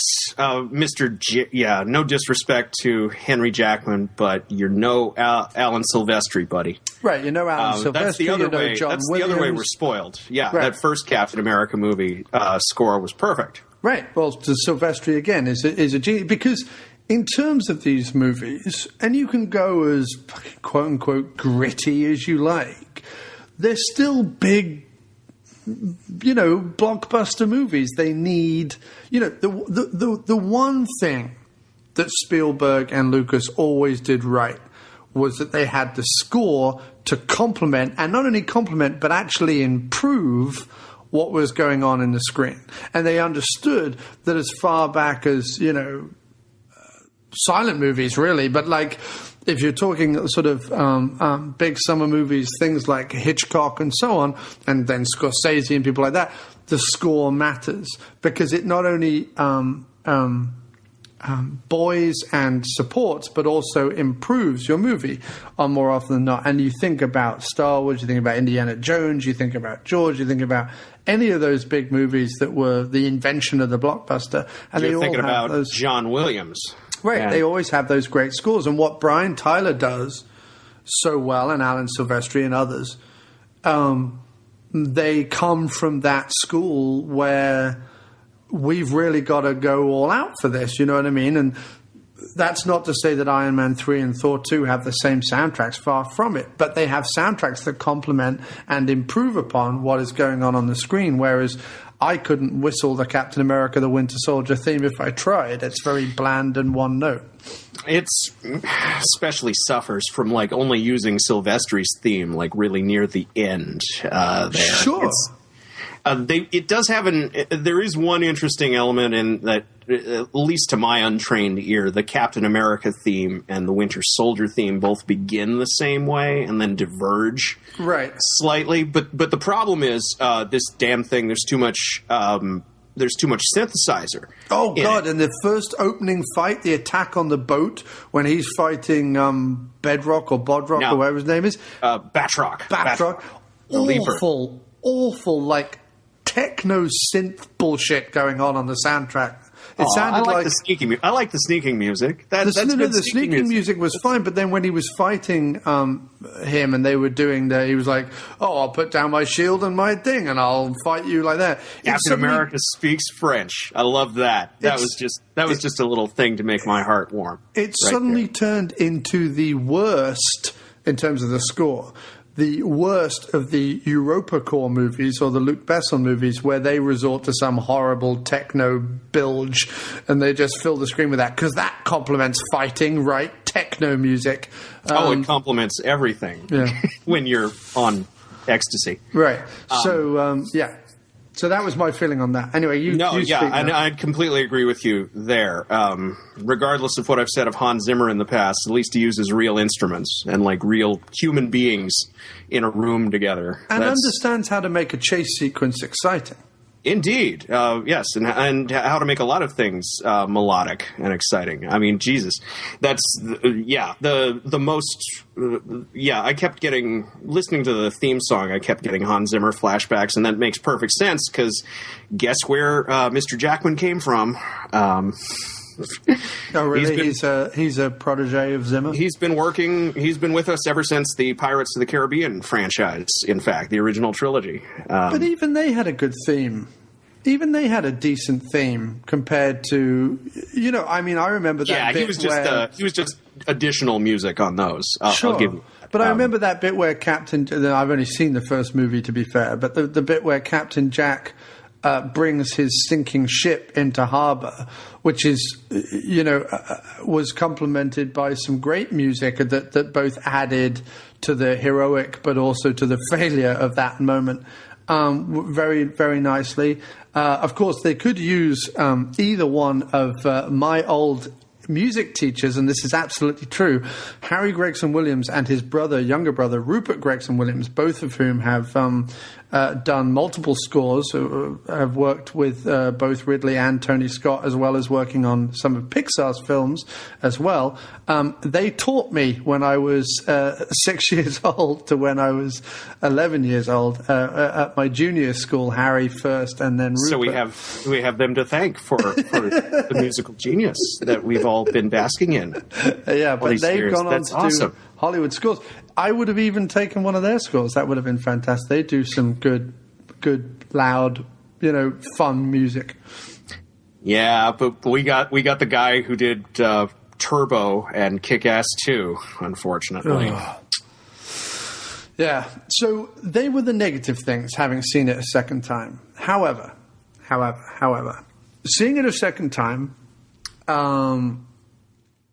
I got Cap's journey more. I liked the play between him and Anthony Mackie. Falcon. Sam Wilson. Yes, the Falcon. Finally, it's about fucking time. Although they also have that worst line of dialogue, which is all these movies suffer from a lack of quips. They need a Shane Black to come in and write quips for them or they need someone who can improvise like Robert Downey Jr. can, because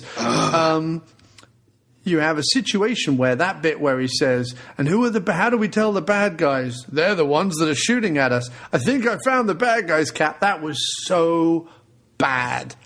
Just awful.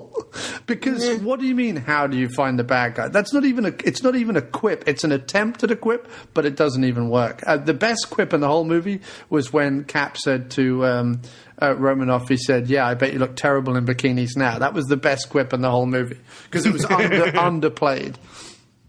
That is, I could probably agree with that. But see, I don't give a crap about quippage near as much as about believable dialogue. And people aren't witty. Not everybody can be Robert Downey Jr. And it's going to be so sad when he gets too expensive and they drop him. That's when the exodus is going to happen. Really, that's when the Fairweather fans are going to come out and expose themselves, or when they replace him or de-age him back to his teenage self, like I've always been pulling for this whole time.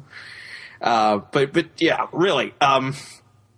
As far as I can agree with that, though, that it was underwritten to an extent in order to keep the forward momentum, because I think they were honestly afraid with this that they took at least a degree of risk with this sucker, because for the first time in quite a while, I'd say, at least since like Captain America 1, even, we're not fighting an entire army of something that we'll add together in post later. We're most of the action in this film is personal and between one dude and a bunch of other dudes in various and sundry situations. Yes, at no point did it devolve into CGI things hitting each other. Now, unless you count the 3 ships at the end that hit each other, they're big CGI things. But no, you're completely right. It's people versus people, and that's certainly more interesting to me. And that alone and the frequency of it propelled it for me over the occasional bad line I've got it. I need to say this before I forget it. I need to say it while the momentum is rife inside me. Yes.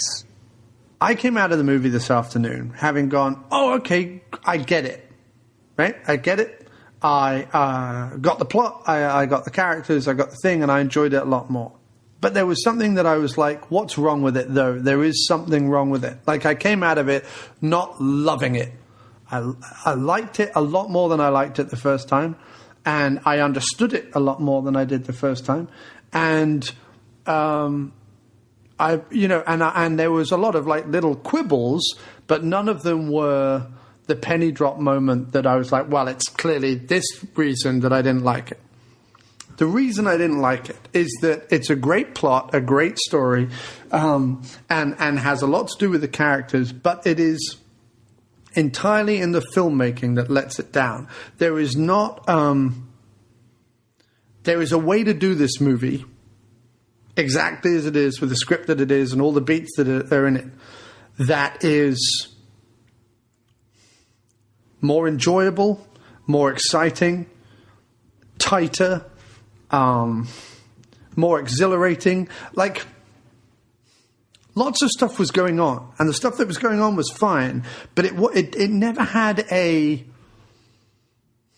The closest for me that it got to having a hero moment, and this will make you howl with laughter, but the closest it got to me to having like a really genuine, exciting action movie hero moment was when Jenny Agutter kicked the shit out of someone. Yes. And it only annoyed the piss out of me that it wasn't really Jenny Agutter. I wanted it to be really Jenny Agutter that was kicking the shit out of people. I wanted it to be, when it was revealed to be Romanoff, I was like, nah, okay. Because when Jenny Agutter started kicking, I was like, now this is a movie. Yes, now we're talking. Now it's on. Right. Yeah. But that's what I mean, is that guys with falcon wings, you're like, yeah, whatever. But Jenny Agutter, yes, exactly. I'm with you right there. I'm saying, but I use that as an example. There are moments in movies, right? And okay, take the reveal of the Falcon.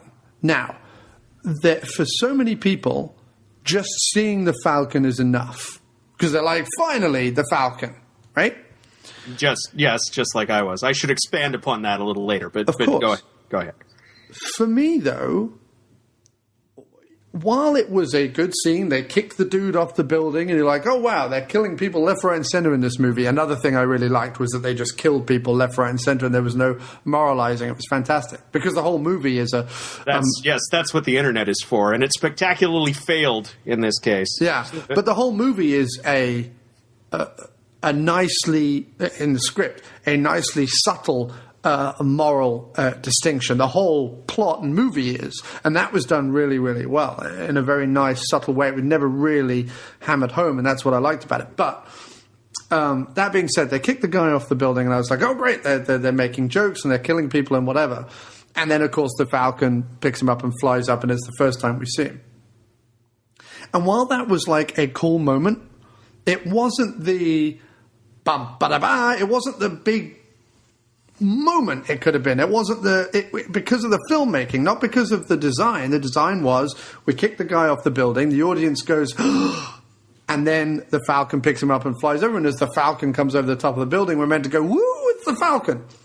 But because the filmmaking was lacking, all the stuff we're talking about, the score and the cinematography and the directors and all the rest of it, the moment didn't pop. There's a reason why those movies like The Expendables or whatever I love is because there are moments when Jason Statham pops up out of the nose of a plane and fires a flare gun at a thing, and it's a big moment. Like, it's done as a big dun da da. Like, it's a moment. Like, there's your heart swells and your hair stands up on the back of your neck and the music's going and bum bum bum bum bum. And say what you like about those movies, they can do those moments. And this movie is a movie that is full of those moments and crying out for those moments.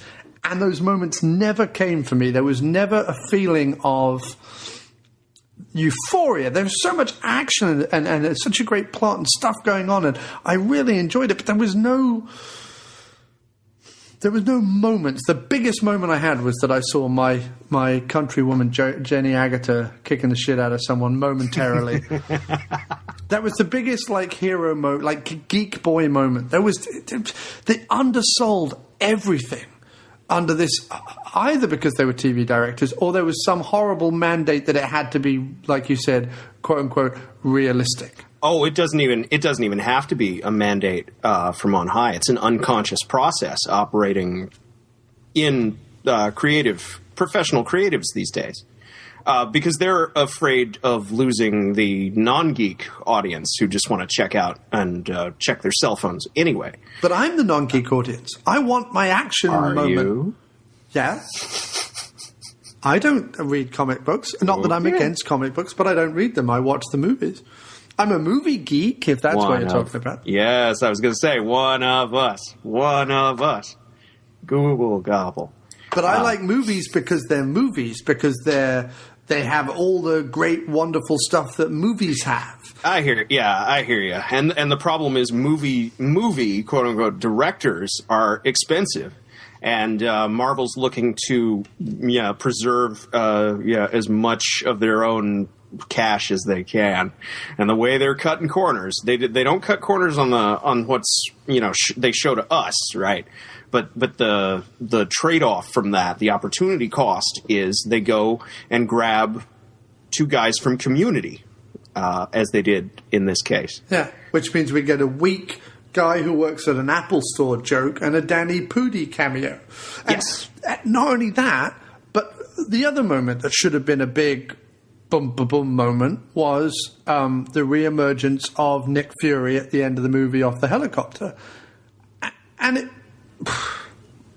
it really, again, I'm laying it firmly at the floor of the score. I think it was filmed okay, but that last bit needed a boom. And in fact, Robert Redford's reaction to that, where he just kind of shrugged or kind of went, oh, okay then. That was my whole reaction to this movie. Everything, but that's not to say I didn't like it. Everything that happened in it, certainly the second time I watched it, the script is fine in terms of plotting. The acting across the board is great, and the action, while not shot very well, you could see the intention in the set pieces, and that I really enjoyed. But it was as a movie, it was hollow and bland as a movie. As a Captain America story and everything else, it was great and rich and had stuff going on, but they're totally wrong production people for it. I hear you. Even though I don't know. I'm not as harsh as you are on our directors here, the Russos. Just because they're, like you said, the script managed to carry me through, honestly. And me too. I'm being overly harsh on it, but I'm trying to get the point across that I feel like there was a great movie here, and we didn't get it because of the production. Oh, true. We got a good movie where we could have had a great one. They should have knocked this out of the park with what they had. But see, okay, from my perspective, really, this is probably I hesitate to make nominative claims. No, I don't. But still, this is probably the best we could expect, honestly, out of this material. I mean, I was so afraid they were going to fuck this up left, right, and center. Because for one thing, number one, there's no way.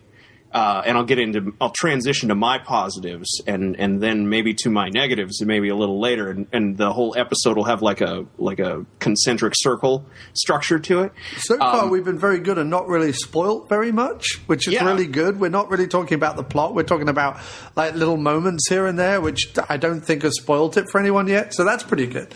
Not if they haven't seen trailers. But see, for my money, I was so afraid that they were going to fuck this up because there's no way they could do a straight adaptation of the comic books that are currently sold under the name Winter Soldier, which makes me feel kind of bad for anybody who's like rushing out to Amazon or Barnes and Noble to buy those now. But at the same time, kind of good because I'm evil. But what they managed to do with this, was and the directors in pre-release interviews, they specifically name-checked things like they managed to make a 70s style political paranoia thriller, and they specifically name-checked things like 3 Days of the Condor. I was going to say that's why Redford was in it. I knew that I never heard that interview. And Parallax View, and right. I knew that when they cast Redford, I was like, someone's seen 3 Days of the Condor. I got that instant. Indeed, they have. And so, okay, what did you think about Robert? Because I'm pretty sure that was autopilot Redford. But, yeah, I'm pretty sure that was paycheck. I need another facelift Redford. Yeah, but apparently he called them. So I don't know. No, I don't believe that for a second. There were so many echoes of 3 Days of the Condor, and his casting is such 3 Days of the Condor stunt casting for us little fans of that movie, of which I'm one, because, I have a brain and a heart and a soul. And because that's a fucking awesome movie. That's what I meant by saying that. Should run out and see. That's what I meant by saying that. But it's such a wonderful movie because no big crash bangery happens in it at all. It's just a little character piece. But anyway, I thought Redford was fairly bland in this.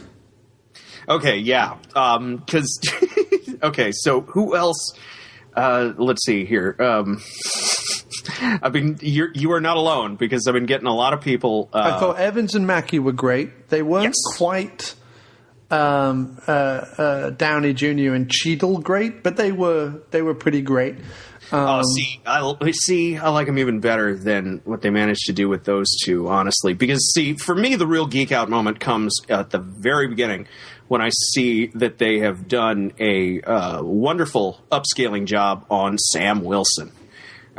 He is substantially changed from his original incarnation for the absolute better. Yes. And I know immediately that I'm in the hands of people who at least gave enough of a shit to put some thought into it. And, because this is exactly the kind of arc I would want and expect Captain America to go on. The whole thing with the VA. I was going to say, the best thing about the movie is the... it's not even satire, it's commentary on the military-industrial complex, on the nature of soldiers coming back from war, on the nature of why we should be fighting in the first place and what we should be fighting and how we should be fighting. There are so many great, and I dare I say, and I don't say this very often, brave undertones. And of course, you've got the whole Edward Snowden thing. That's kind of an undercurrent to lots of movies right now. Apparently happened right in the middle of things. Sure. Well, they were all like, "Yep." I have a question to ask. Mm-hmm. The ending of this film, and we don't necessarily have to say what happens, but the ending of this film, is it from the comic book? In other words, what ScarJo does to the... No. Okay. Yeah. Not in the least. So, okay. Let me ask you a question. Is that ending tacked on because of Edward Snowden? Is that ending from the original script? Or is that ending a product of Whedon being behind the scenes and redoing Serenity? Because it's the ending of this movie, including the action set piece, is Serenity, right down to the similarities. Yes, right down to the setting and the I've got to run to a central console and do something that isn't very interesting, and someone's going to fight me to stop me doing it. And the guy fighting me is a super soldier. That's the final boss of a video game chore. Right. There, you got three things you got to mess around with while you're fighting a guy. That's also my problem with the whole end of this movie. I loved all the commentary. I loved the examination of Cap now. I loved the continuation of the what is S.H.I.E.L.D. and is S.H.I.E.L.D. good or is it bad or is it shades of grey? Like, what is it that was started in the Avengers? I liked all that about it. I loved the commentary on the military-industrial I loved all of that. The thing I didn't like about it is if all that those three things do that we watch our heroes do at the end is blow up each of those things, why couldn't they have just fired a rocket from the ground and blown up those three ships if that's all it did? Because they all had to crash into each other in a big fiery bang? No, I understand why they felt in a movie way they had to do it. But I mean, if... Because it wasn't just about crashing the ships into each other. You had to keep them from firing off missiles at their list. Understood. So why, before they even why before they even took off, instead of all that business that was going on with let's try and stop them internally in the building, why did Cap not just run around and put a detonator on each one or a charge on each one, run away somewhere, detonate them before they even took off? Because they're flying aircraft carriers. You think one little thing is going to do it? Okay, you got to at least throw it down an exhaust port, right? Oh, okay. But the exhaust port is ray shielded, so you have to use photon torpedoes. My argument is, though, right, considering we went through all the last 20 minutes of this movie with them trying to get to 3 central consoles, right, in order to input chips into the consoles, in order to... The end result of that has to be so much better than... all the guns turn on in themselves and crash them into the Potomac. When we have guns on the ground, or we have bombs on the ground, or we have stuff on the ground that Cap could have employed with the help of Fury and everyone else before they even took off. Yeah, the real problem here, I think, is that there has not been... not enough was done to sell the flying aircraft carrier full of guns as a threat. Right. Unfortunately, because there's no Godzilla in this universe, so it's hard for the... Right. No, seriously, it's hard for the flying aircraft carrier to unleash its full potential on... That's also what it's commenting on, though, isn't it? It's commenting on drones. It's commenting on the drone war is what it's commenting on. Oh, absolutely. The drone war, the kill lists we have, the data mining we do as a nation, and all that. Yes, all that good shit. Exactly what Captain America should be fighting. Right, and I have to say, they made a movie where Captain America fights America, and that was awesome. Oh, God. See, and I could recommend you a list of comics, because this is exactly how Captain America has stayed in publication since 1941. Right. My favorite from recent issues, at least, like the last 10 years, was an arc where he had to stop the Red Skull trying to destroy America with subprime mortgages. Right, yeah. And that's exactly the reaction you should have, because it was just that awesome. Yes. No, I agree. Look, the things I loved about the movie, I loved all the commentary, and I loved and I didn't think any of the, it's satire, but it's not funny. I thought all of that was done very well, and they never once hammered the nail on the head really loudly and obviously for the cheap seats, which I really liked about it. I loved Kobe Smulders having a lot more to do. I liked her coming back into it again. I.e. something to do. Yes. Can't ever see enough of her running around. She's fantastic. In fact, Haley Atwell, Kobe Smulders, and Lady Sith, whoever plays Lady Sith. Jamie Alexander. Alexander. The three of them need to, they are the 3 hot brunettes of the Marvel Universe, and they need to be out there doing stuff. I'm making that decree as a man and an action fan. I can think of some ways to do that. Maybe. Oh, come on, some creative writing, and they're all in the same universe. Give me a bit. I don't freestyle very well. In fact, balls to the so-called proposed comedy Expendables. Let's have fucking Smulders, Alexander, and Atwell. Let's make that the Marvel version of the and fuck it, throw in. Make that the Black Widow movie. She has to team up with these 3 smoking hot brunettes and kick some ass. That would be awesome. Somewhere, yeah, you could. Yeah, they should just can the next Netflix series and make that the Defenders. Damn, dude, they should just make that over and over again until. Historically, the Defenders has been a team name without a steady roster, so they can pretty much tack it on anywhere they want. Honestly, sure. Speaking of which, guess who was under the old age makeup in my favorite scene in the entire Marvel Cinematic Universe? Was that her? Uh-huh. That was her. One. Well, I mean, there's only one person credited as Peggy Carter in the movie, and I know that there's a TV clip that's being shown in the Smithsonian that has her in it, but I would imagine that must have been her under the old age makeup. And goddamn, Chris Evans, I take back every horrible thing I said about him when he was making those Fantastic Four movies. Because for me, the nerd, I guess you could call it the nerd moment, was when was the facial expression he made after Peggy has her Alzheimer's episode. Yeah. That was yes. That was delicious. Delicious human suffering. That's exactly what these movies. That's what the Avengers was missing. Honestly, that's all I wanted in the first place. I think that's why I was so bothered by the slightly flippant comedic through line of Johansson constantly offering him dates.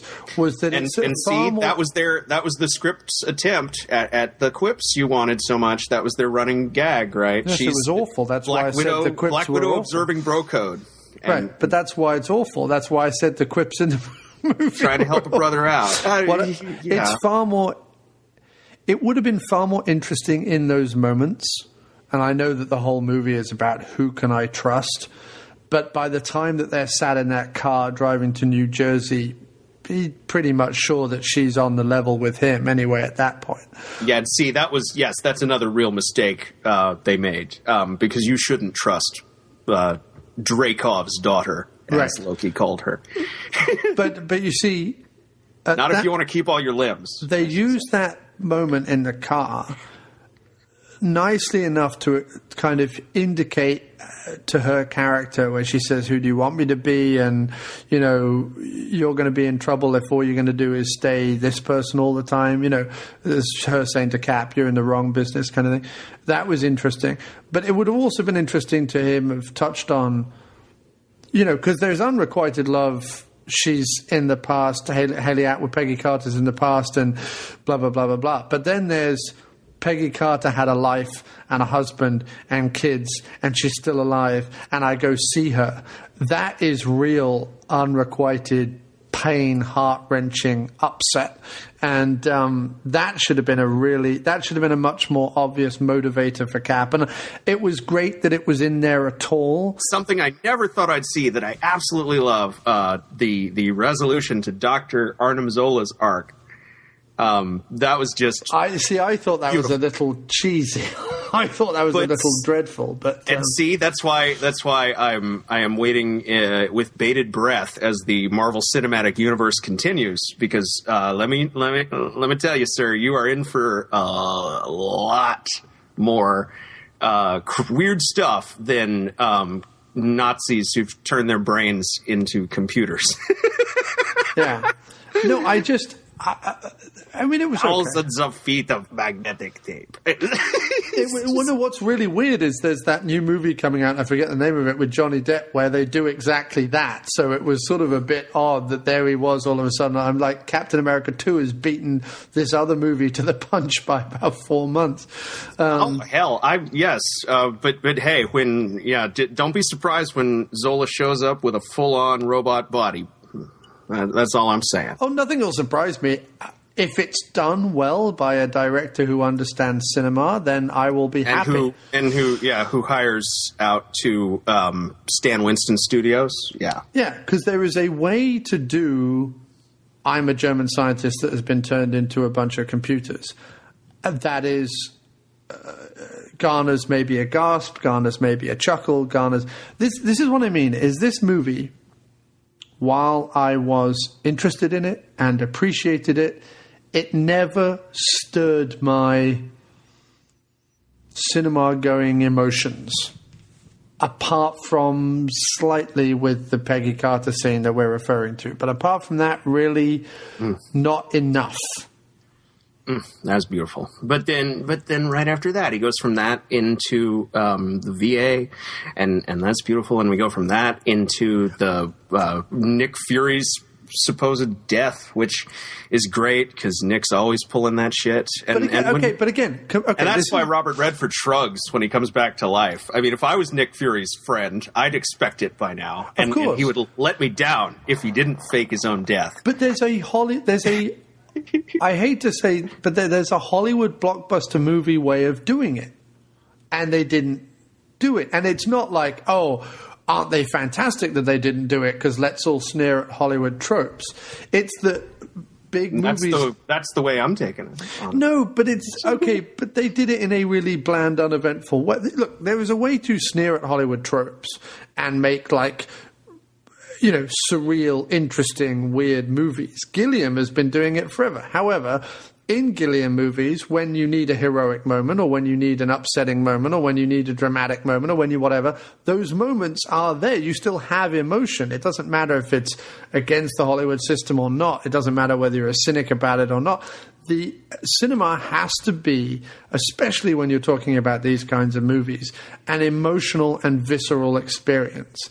And this movie, while it has all the things on the surface that says, well, look, here's your sad scene. Look, here's your action scene. Look, here's your fight. Here's your thing. Here's your drama. Here's your thing. It never hit me on any kind of gut level at all. Even look at, okay, compare, this is the best way to put it.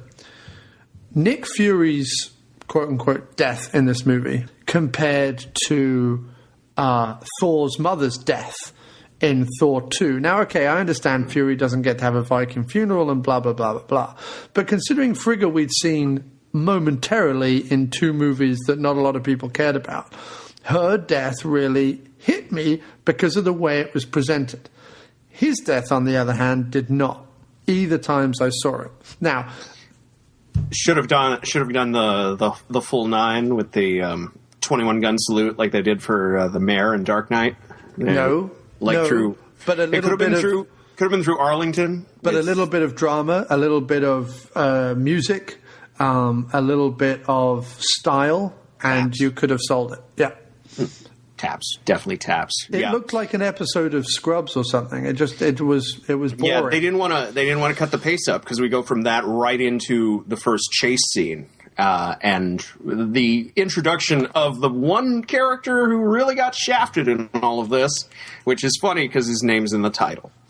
Bucky Barnes. Yes, and yeah, what really gets me is the fact that, you know, they... Again, another character that could have done with something like a backstory. Right. Yes, his backstory is supposed to be, again, the front half of Captain America 1. And actually, his death and the way his death was handled was when that movie began to really go off the rails for me. But see, it's a... But again, that was more dramatically done and more upsetting for an audience than Nick Fury's death, which, let's be fair, he's a character that we should be fucking invested in after 15 of these movies or whatever it's been by this point. We should really be invested in his thing. So when he dies, the fact that it was greeted with a, when I first saw it... Yeah, that's bad. But then again, they haven't done shit with Fury either in this version. He's much more useful in the background, pulling strings and being shadowy. If they were to You mean before he becomes a gangster rapper from 8 Mile at the end of the movie? Yeah. Yes, exactly. Exactly. Because hey, he's got to kick ass at some point, right? Oh, yeah. Can I just point out? Did you notice what was on his gravestone? Of course. Oh, sorry, Bane voice. Of course. Of course, Bruce Wayne. Because, the path of the righteous man is beset on all sides. Because you will never shake that off, clearly, Jackson. He does, like he wants to. Good Lord, it's been paying his rent forever. Well, him saying yes to every movie since then has been paying his rent. Well, that too. And that's the real problem. They're letting the Samuel L. Jackson-ness of it carry Nick Fury through. And really, even, I can't imagine even the completely uninitiated believing he was dead that first time, honestly. Not only that, but like... What also bothered me about the very end of the film, him burning everything and whatever, walking away, and his hoodie, which just was like, what the fuck? Now he's wearing a hoodie. Was that he got all dolled up in his eye patch and leather gear and Snake Plissken coat to come down and face off. Like, if he didn't give a shit about any of that, like, it just, why does he burn it all at the end? Like, that, I mean, unless it's his last, that's my last stand and now I'm no longer the head of S.H.I.E.L.D. and blah, blah, blah. Like, for a movie, right, that had so much going for it. The eventual decision to do away with S.H.I.E.L.D. and everything else was so throwaway, and everyone just went with it.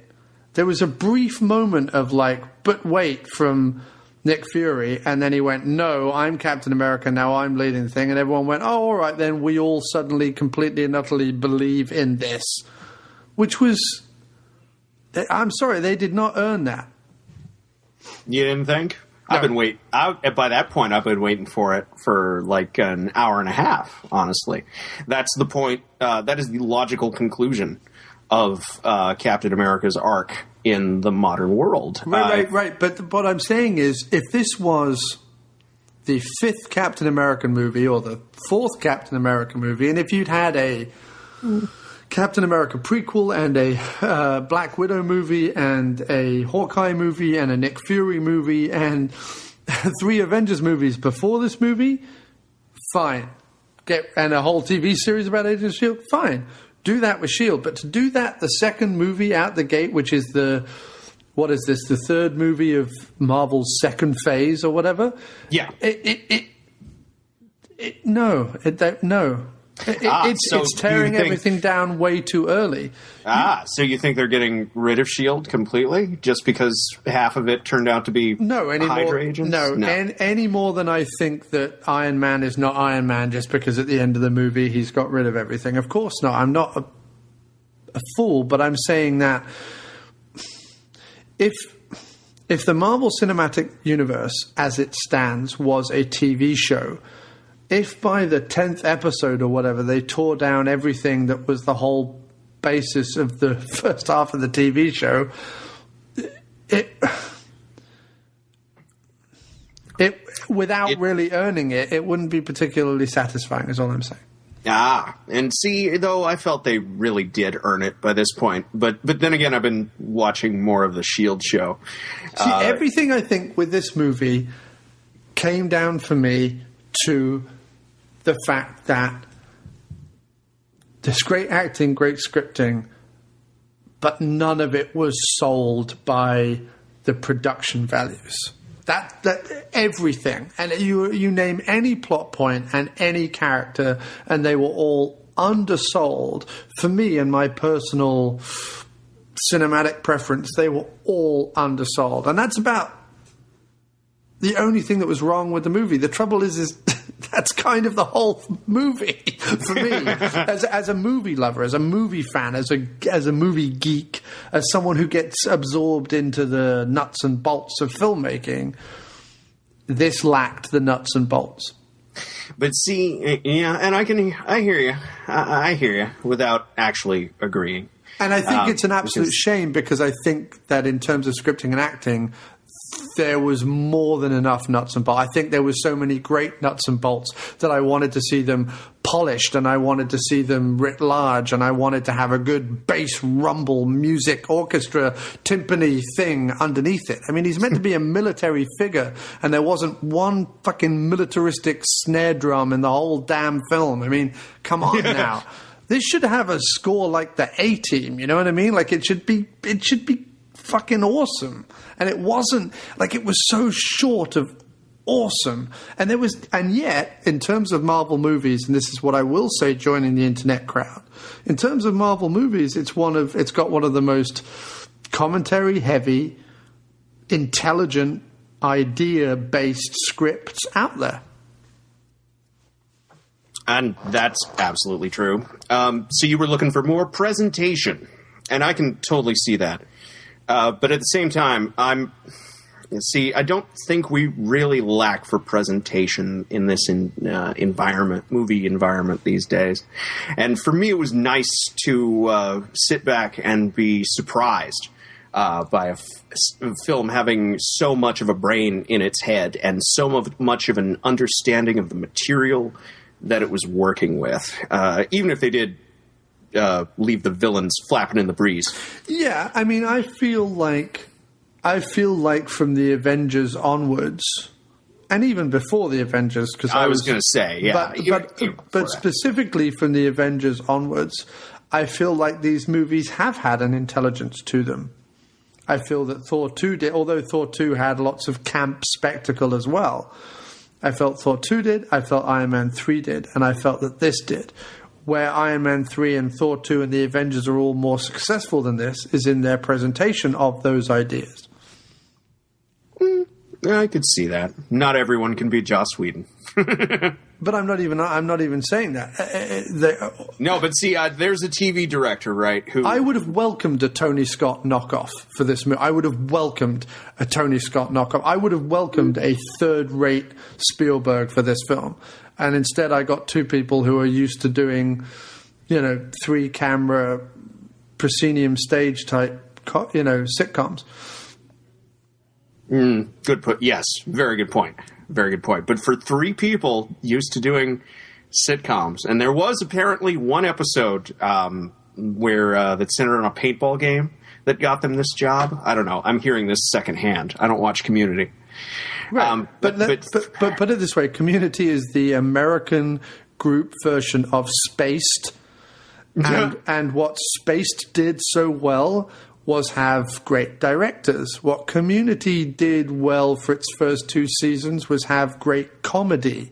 And yes, they attempted in a way that other American sitcoms don't attempt to do something visual, but it never came close to the style and quality of an Edgar Wright, say. It was, in terms of American sitcoms, mind-blowing, because American sitcoms tend to look like that shit.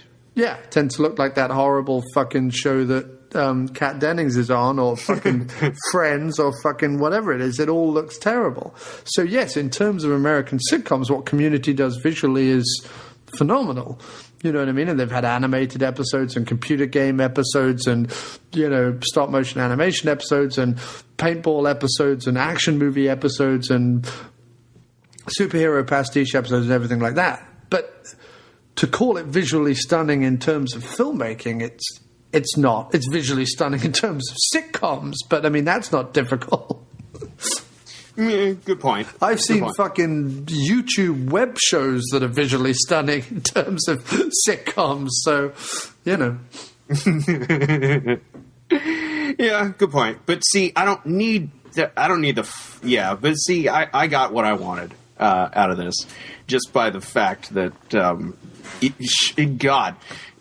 you mentioned Thor 2, that the shit job after the shit job they did with Malekith, the Accursed. I'll even take autopilot Robert Redford over Christopher Eccleston with no lines in tons of makeup. I mean, Jesus Christ. And as crap a job as they did with Bucky, and as much as they are obviously saving him for the next film, the bastards, they did get my favorite line of his into this, which is like his only one, but still, who's Bucky? That was nice. Right. No, I mean, and I have to say one of the worst ham-fisted scenes was the flashback to whatever that was meant to be, where the CGI on young Captain America was terrible, much worse than it was in the first movie. And the true, they didn't spend enough time with that. No, I mean, that looked like such a throwaway scene. I mean, where was that even meant to be? Was that meant to be like his Brooklyn apartment or what? I mean, I had no idea. No setup. No idea what they were talking about. I presume he'd just come back from one of his parents' funerals, but I mean, who knows? And it was all just very odd. And I think that... that was the in case you didn't watch the first movie scene, that was the right. 11th hour thing. What they should have done is flashback to the two of them on some kind of mission. Right. And had the Howling Commandos and had like a whole flashback bit in lieu of a proper movie. But I think that I mean, this was already 2.5 hours long, which again, it didn't need to be at all. There could have been a lot of like snips made, but I mean, I have to say it doesn't feel like a 2.5 hour movie, which is to its I wouldn't want to lose any. I wouldn't want to lose any of this shit. And it is all good, but I felt like I felt like Black Widow and Bucky got the short end of the straw in terms of who the fuck are they and what the fuck are they doing and why are they doing what they're doing. And it meant that when Redford has that moment where he goes down and smacks Bucky around and all the rest of it, there's been no setup for any of that. Okay, I get it. It's a scary underground scientific facility. But, so what? Where does it come from? How does it come from? How has he been doing missions for 50 years, as Romanoff claims, despite apparently also being on ice for the whole period, and he's only just been thawed out? Like, none of that was explained. Oh, no, they thaw him out for missions and then throw him back into the ice. That's how he survived. Right. This whole time. But again... yeah, they didn't illustrate... For example, it wasn't explained at the end of Captain America, really, how the quote-unquote ice works. And now we're meant to believe that... despite them having World War II technology that was banks and banks and banks and banks of computers, like we see in the underground bunker at... the original S.H.I.E.L.D. base, we're also meant to believe that they had cryogenic stasis and super soldiers and all this other stuff. Like, Welcome to the Marvel Universe. Just wait till the original Human Torch shows up, if he does. He had a cameo in the first Captain America movie, but what I'm saying is, last case. The reason why I harp on about the cinematic presentation is that your brain doesn't ask those questions if the story you're being told is presented correctly. There's any number of fucking holes you could nitpick in all these films. There's a whole fucking YouTube channel, What Was Wrong With Name Your Movie, that shows all the plot holes in these things. There is a way to present a film so that those things don't matter. I recently rewatched Iron Man 3. It must be the 4th or 5th time I've seen it, and although I'm sure there are wild liberties and plot holes made in that movie, I never notice a single one of them. I just go with it and enjoy every single frame of that film. The same cannot be said for Captain America 2. Sadly, because I think a ton of great stuff is going on in this film. Yeah, I hear you. Yeah, but thankfully the same is not true for me. I was all about this. Shitty action directing or not. It was actually shitty all directing. All the directing was shitty. I've seen shittier, honestly. I really have. Well, like I said, I've watched American sitcoms. Yeah, I've seen shittier. But I've watched Michael Bay movies. Hey, look. People can say what they like about Michael Bay. At least he has... Thank you, I will. Yes, of course. And I'm not saying exactly what he does is good, but at least he's doing something. Yes, he is. There's confusing and aggravating. I don't know. I like some of his earlier stuff. And that, and I will do my best not to hold that against you. The Rock is a prime example. The Rock is a great movie. The Rock is the ne plus ultra of his filmmaking. It is his Rosetta Stone. Every movie he has made since is in some way, shape, or form informed by it and an answer to it. The Bad Boys is the prototype, and The Rock is the production model. Or no, actually, it's the test type. Armageddon's the production model, unfortunately. But Armageddon, my main problem with Armageddon is it gets way too fucking sappy and overwrought and has a really bad Aerosmith soundtrack. And it's too long. And it's inept, and it's tone deaf, and it's horrifying, and it's the... But dare I say it, it is the howling black hole at the center of my being that generates all of my rage. Anti-life justifies my hate. Captain America, I mean, I wouldn't watch anything else Michael Bay. In fact, I haven't watched anything else Michael Bay has done since Armageddon. But The Island was okay for a while. But dare I say it, Captain America 2 could have done with a little bit Michael Baying it up. Blasphemy. It could have been done with some. It could have done with a cinematographer who knows how to make something. The one part of the score I did like was the Winter Soldier's. Not even a theme. It's more like a clashing sound, cranking sound. It's like the power battery in his arm is powering up, and that's what just went through my head when you said that. That was nice. Captain America: The Winter Soldier. It needed a cinematographer that didn't make everything grey. I mean, it's a very grey movie. The whole thing was concrete and pale tones and steel, industrial piping, and black widow's pleather. And there's a way to do that where it's visually interesting. X-Files lighting, yes.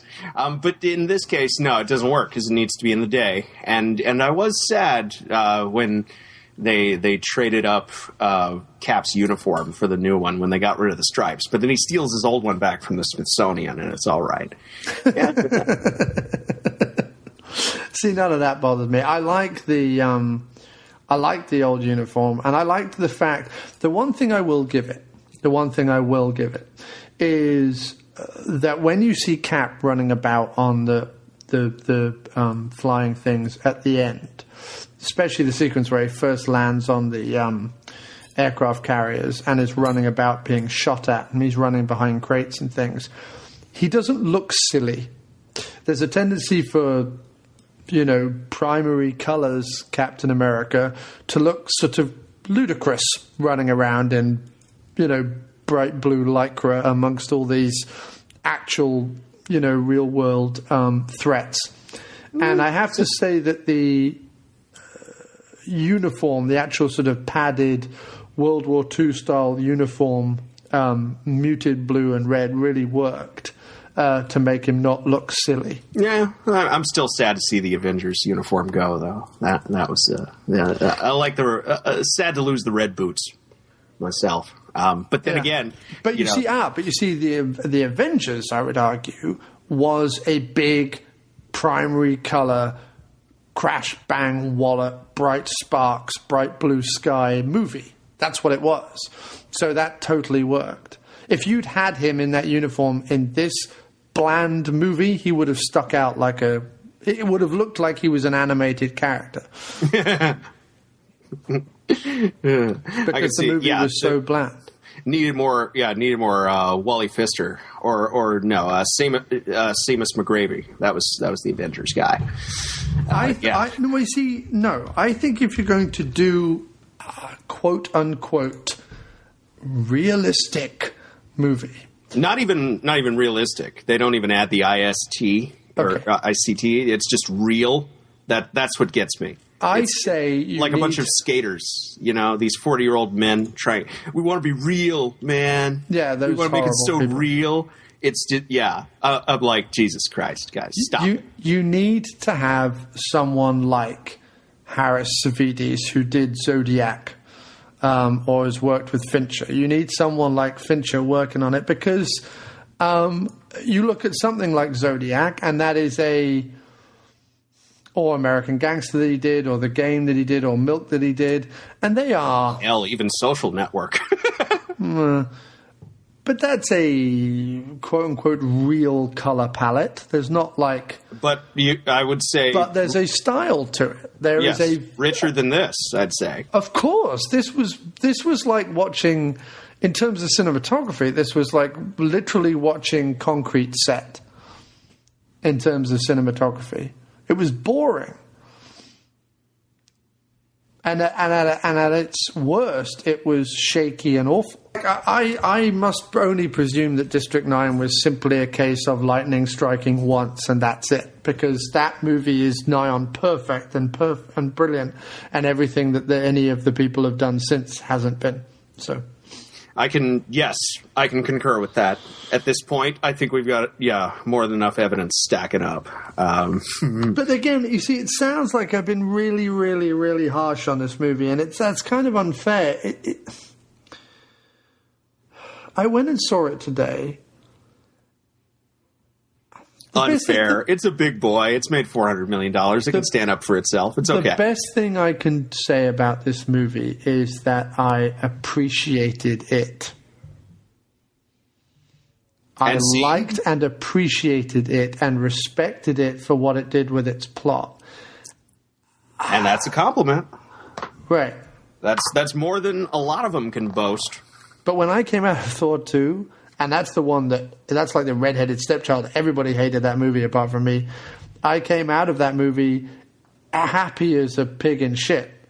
It had a dogfight that took place in 4 realms with gods and fucking jet planes and all that, and the Royal Navy College. Yeah, and it was awesome. It was, and there's a lot of problems with that movie, but it had some really key awesome. I know you,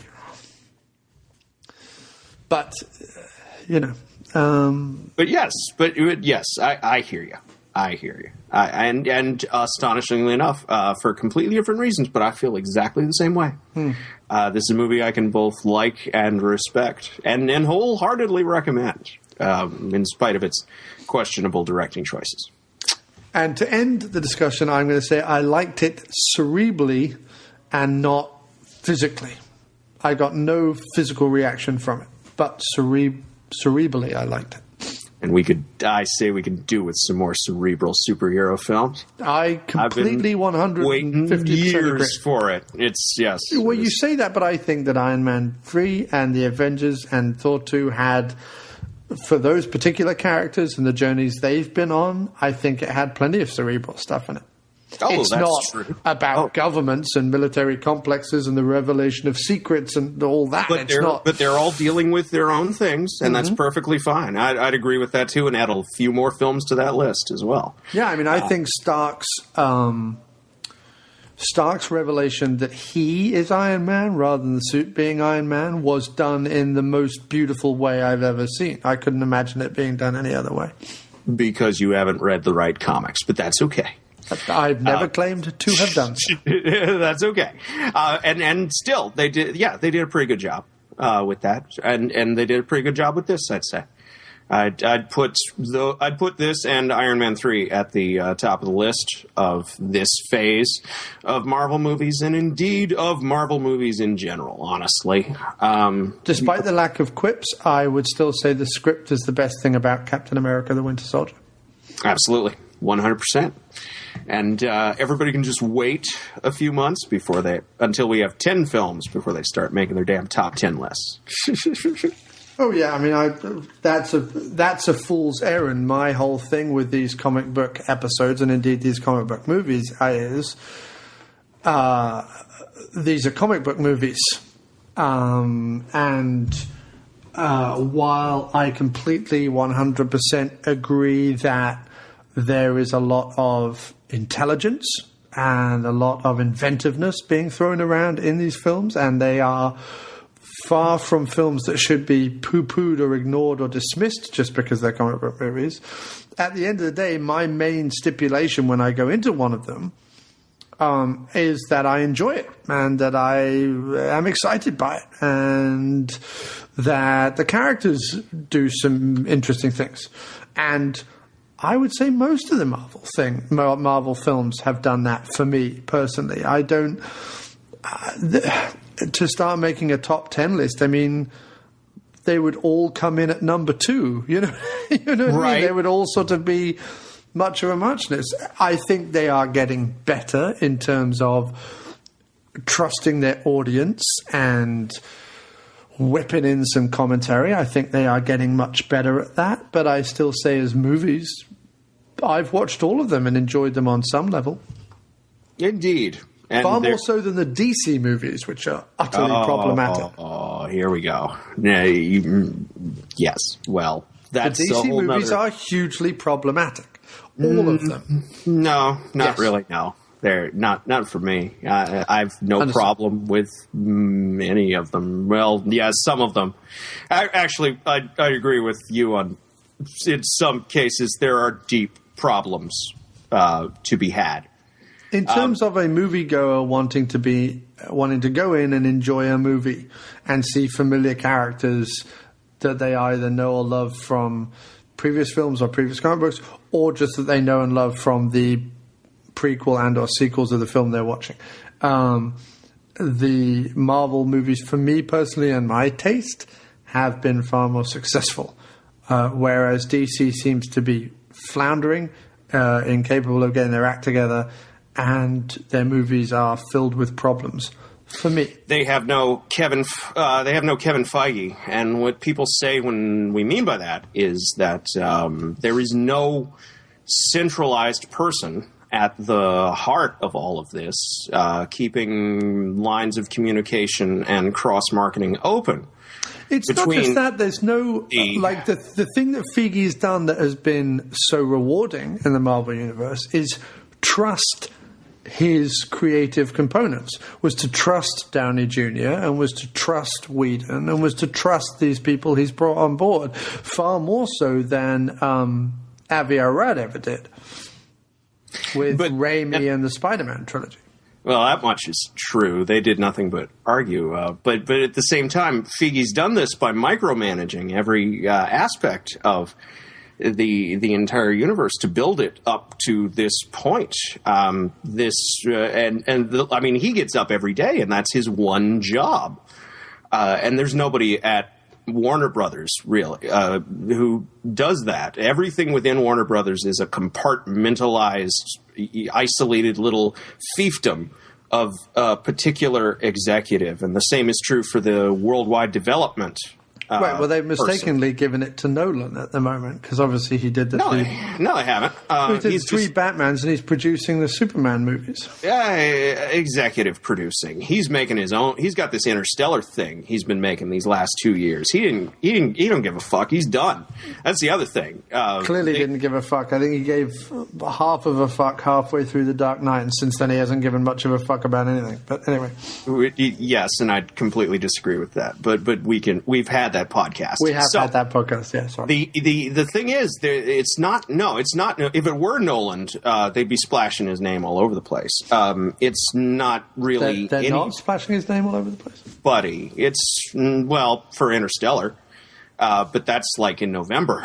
And now they're talking about Ben Affleck is going to have more of a creative control on the next one, which is going to be interesting because his style couldn't be further from Hack Snyder's style. So that's going to be interesting to see what kind of a clusterfuck Warner Brothers has on their hands there. They are in the middle of meetings, according to the last interview with Goyer that I read. And that's probably going to be the case. They just had a recent shakeup at the executive level. They got a new CEO. He's probably pissing all over everything. Marking his territory. Yeah. We just said that at exactly the same time. Not even intentionally. That's glorious. Exactly. And because it's the same, it's exactly what's going on. And see, because since they lost the Lethal Weapon franchise and Kubrick, Warner Brothers has gone to the fucking dogs. But anyway, that's the other thing too. Their previous CEO, he ran the place like a fucking law firm. You have the superstar lawyers who were this little group of executives who've now moved up the chain, and they each had their big ticket clients, the directors, who were their staple directors that they could reliably count on to deliver hits. But then they bought Harry Potter in 1999, and ever since then, that's been all she wrote as far as Warner Brothers has gone. For 10 years, that's what they relied on to fill their books. And so, as you can imagine, a culture developed that is not conducive to the kind of massive expanded universe type of thing that Feige and Marvel Studios have done. Even if DC had its own movie company, which of course it doesn't, the closest thing they've got is some inroads into the animation department at Warner's, and that's it. They're not going to give any of those people any power. So, that's where we are right now with as far as the DC movies go, and that's why we're going to see one of them in 2 years, as opposed to the steady parade of Marvel movies that we're going to be getting. And that's why Marvel fans are become so insufferable now and only look to get more as time goes on. It's gonna be fun. As I said, I come at it from a movie point of view, and I love the first two Superman movies with Reeves in them.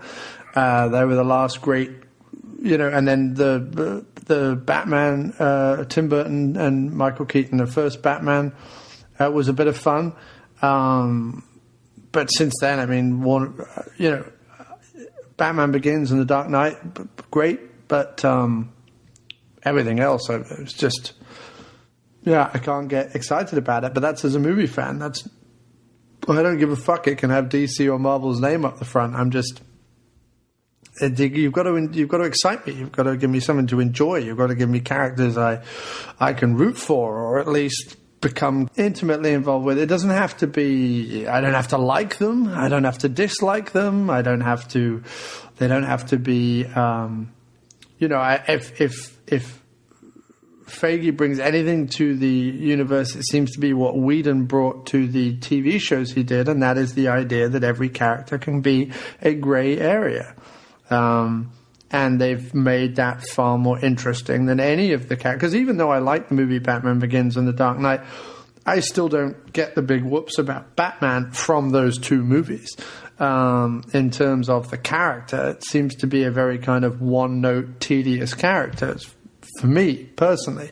Now, you look to Marvel and their version of the Batman story, which is Tony Stark, and it's a far more interesting, layered, and I'm not just talking about the way Downey Jr. plays, I'm talking about the whole character that he was once a warmonger and a scientist and blah, blah, blah, blah, blah. Like, it's a far more interesting, to me, personally, character and the way it's developed than, the so-called average, fairly easy kind of psychological problems that Bruce Wayne seems to suffer from.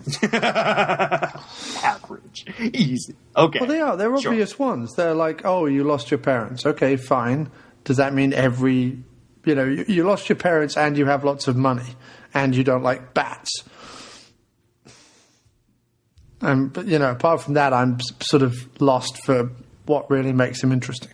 But that's me. I've never understood that character as much as I've, and if you look at the Captain America versus Superman debate, which I understand they're completely different characters, but they have the same.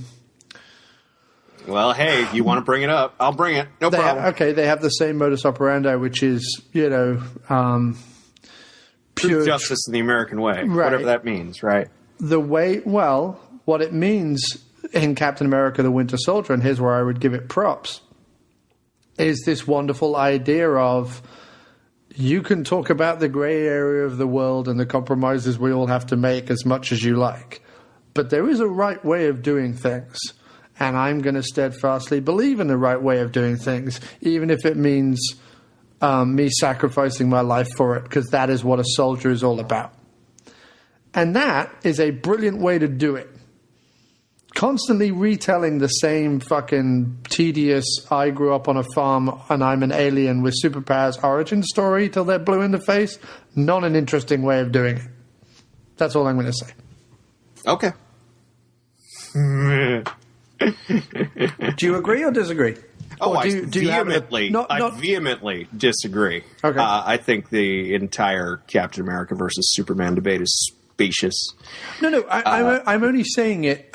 We were talking about Marvel and DC. No, I completely disagree because I come from no back. I didn't know that there was a debate. I just thought that up right now. I didn't know there was an ongoing debate. No, I was. Oh God, this predates any movies. Because I'd made the parallel between Batman and Tony Stark because we discussed it briefly on a previous episode.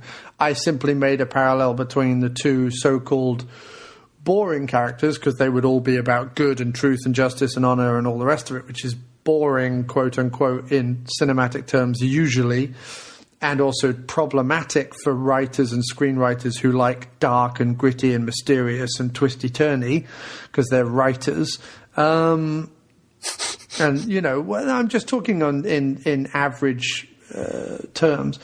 They like to give the character something to do. I'm just saying in terms of the cinematic worlds, I feel like what they've done with Captain America has at least been more interesting than what they've done with Clark Kent and Superman. And I think that is a shame, because I think that the Clark Kent character certainly is very interesting. And the one thing that Zack Snyder completely forgot about when he made his movie. And see, that's completely, I'd call that complete misreading of Man of Steel, which is about nothing but Clark Kent as a character. It's not about Clark Kent, the bumbling writer at the Daily Planet, which is all people think of when they think of Clark Kent. So I can understand the mistake made there, but no. See, by the way, I wasn't expecting a Christopher Reeve knockoff. I was expecting a character. And see, we got a character. It's just not it's just not to your taste, and that's fine. Whatever. We're not going down that road again, but because it was a terrible film, and I thought so, and because it was an awesome film, and I thought so. Okay, it only angers me to think of what Zack Snyder did to a character that I think has tons of potential and has never truly been done particularly well. I mean, even and it saddens me to think of all the misplaced anger floating around everywhere. Oh, it's so sad. Even Donner, I've come to accept it. Even the Donner films, or that spate of movies, let's call them the Reeves movies, didn't do the character particularly well in terms of depth. They did some very charming and emotional things with the character that was interesting. But there's also a lot of problems with those films. It's just I would say, yes. I was about to say they also did some very what my generation, and I hate this word, but what my generation would call problematic things. Yeah, of course. No, of course they did. With that character but give me nobody noticed or cared about at the time because it was the 80s. So whatever. No, of course not. It's very telling to me that the company that bought the Superman franchise was Canon. That is very telling because it's the 80s. But that, yes, indeed. That was unfortunate. Very unfortunate. But I'm saying in terms of the cinematic life of that character, Christ, give me 50 of those movies versus fucking give me 50 of Singer's movies and versus what Zack Snyder did with the character. But I also say that a lot of that is to do with the fact that they tried to retell his origin story again, and I'm so fucking pissed off and tedious and annoyed with fucking origin stories because they're such a misnomer and they're such bullshit. And see, there's nothing I can say to that. And before people go, well, you were arguing that you wanted a Black Widow origin story. No, I don't. I want her character fleshed out by some screenwriters who know what they're doing. Doesn't mean I need an origin story. I don't need to find out where she was born and what she had for breakfast and what clothes she wore when she was 15. And I don't need to know any of that. But some storyline that during the storyline fleshes out her character with some good writers, I would welcome that in a heartbeat. As would I. Indeed. And but I don't need to find out. The least interesting thing about Peter Parker, for example, is that he was bitten by a spider. It's the least interesting thing about him. So why that has to constantly be retold? Who gives a fuck? Any more than the least interesting thing about. Well, no, actually, possibly the most interesting thing about Clark Kent and Superman is where he came from. But I mean, even that being said, once you know that, and there's 50 years of fucking comic books and storyline about the character, get on with it. That no one reads. Doesn't matter. If you live in America and you don't know where Superman is from, there's a problem. In reading, well, yes, and there are a lot. It's like asking where Bugs Bunny comes from, or Mickey Mouse comes from, or it's a fucking iconic character. If you don't know where it comes from, and who? Right there. No, wait. That right there is exactly the fucking problem. Mickey Mouse and Bugs Bunny are not characters anymore. They are trademarks. They are icons. They are brand mascots for major multinational corporations. And the thing that the undercurrent that I find terrifying. So Superman. And that's what I find terrifying. that's the undercurrent that I find in all discussions surrounding Man of Steel. People don't seem to want Superman to do anything. No, I do. What I'm saying is... You just asked for more Bryan Singer movies. Apparently not. No, I said versus Zack Snyder movies. That's not the same thing, and but I'm saying... Sorry, I had to work that in. I'm sorry. Of course. No, of course. And I said that because I think the Superman Returns was fucking awful too, but it was awful in a different way. I want Superman to do things. What I'm saying is I don't need an origin story because he is iconic, because he is a property that people should know about by now. Even if you're a newborn baby, by the time you're 10 years old, if you don't know who Superman is and where he's from the world over, then there is a problem with your upbringing, because everyone just intrinsically knows that shit now. I didn't need to see any fucking origin story to find out. And if you haven't seen the origin story, guess what? They're all on Blu-ray, or they'll all be streaming, or they'll all be somewhere. Go back and watch it. I don't need to see fucking Sherlock Holmes's origin story. I just need to see him do a good fucking detective story. You know what I mean? I don't need to see where he came from or how they met or... where he first picked up a needle or whatever. No, it can be told to me while a new story is being done. And I hear you, and I wouldn't take that away from you. The thing that always causes my brain to stall out is the fact that as a Superman fan, I've lived through more retellings of his origin story than...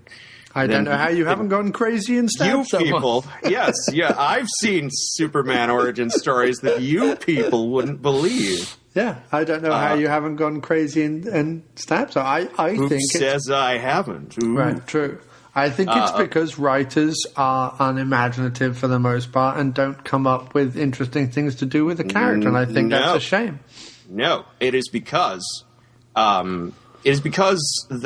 since 2004, which was really when the floodgates opened on this thing, Superman's readership has been in steady decline, basically. It's been in free fall since around about this time of year in 2004. That was like the last time a comic book with his name on it hit #1 in the monthly sales charts.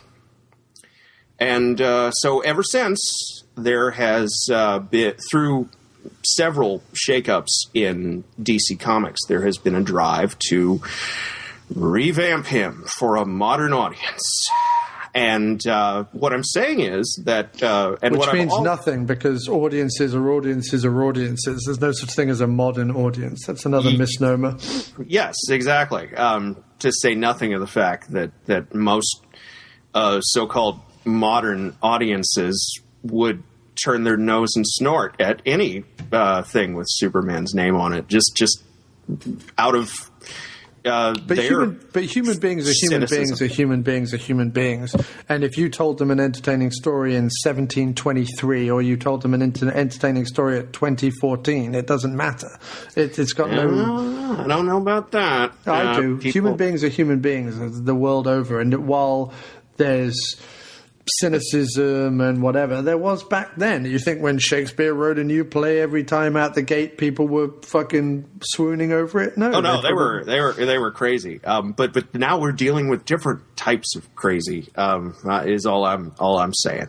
But really, all I'm getting to is that all I can say, which is all I've ever said, is that of the 1, 2, 3, 4, 5, 6, 7, 8 Superman origin stories I have seen in the past 11 years now. I put Man of Steel right at the top, right leader of the pack, with his Lord of the Rings Krypton, you mean? With no compunctions. I thought it was Avatar Krypton. I've heard all kinds of things, but then again, nobody. Yeah, but then again, it was bullshit Krypton. But yes, okay, we'll move on. I'd say pulp sci-fi boys' own adventure, 1920s Krypton, exactly as it should be.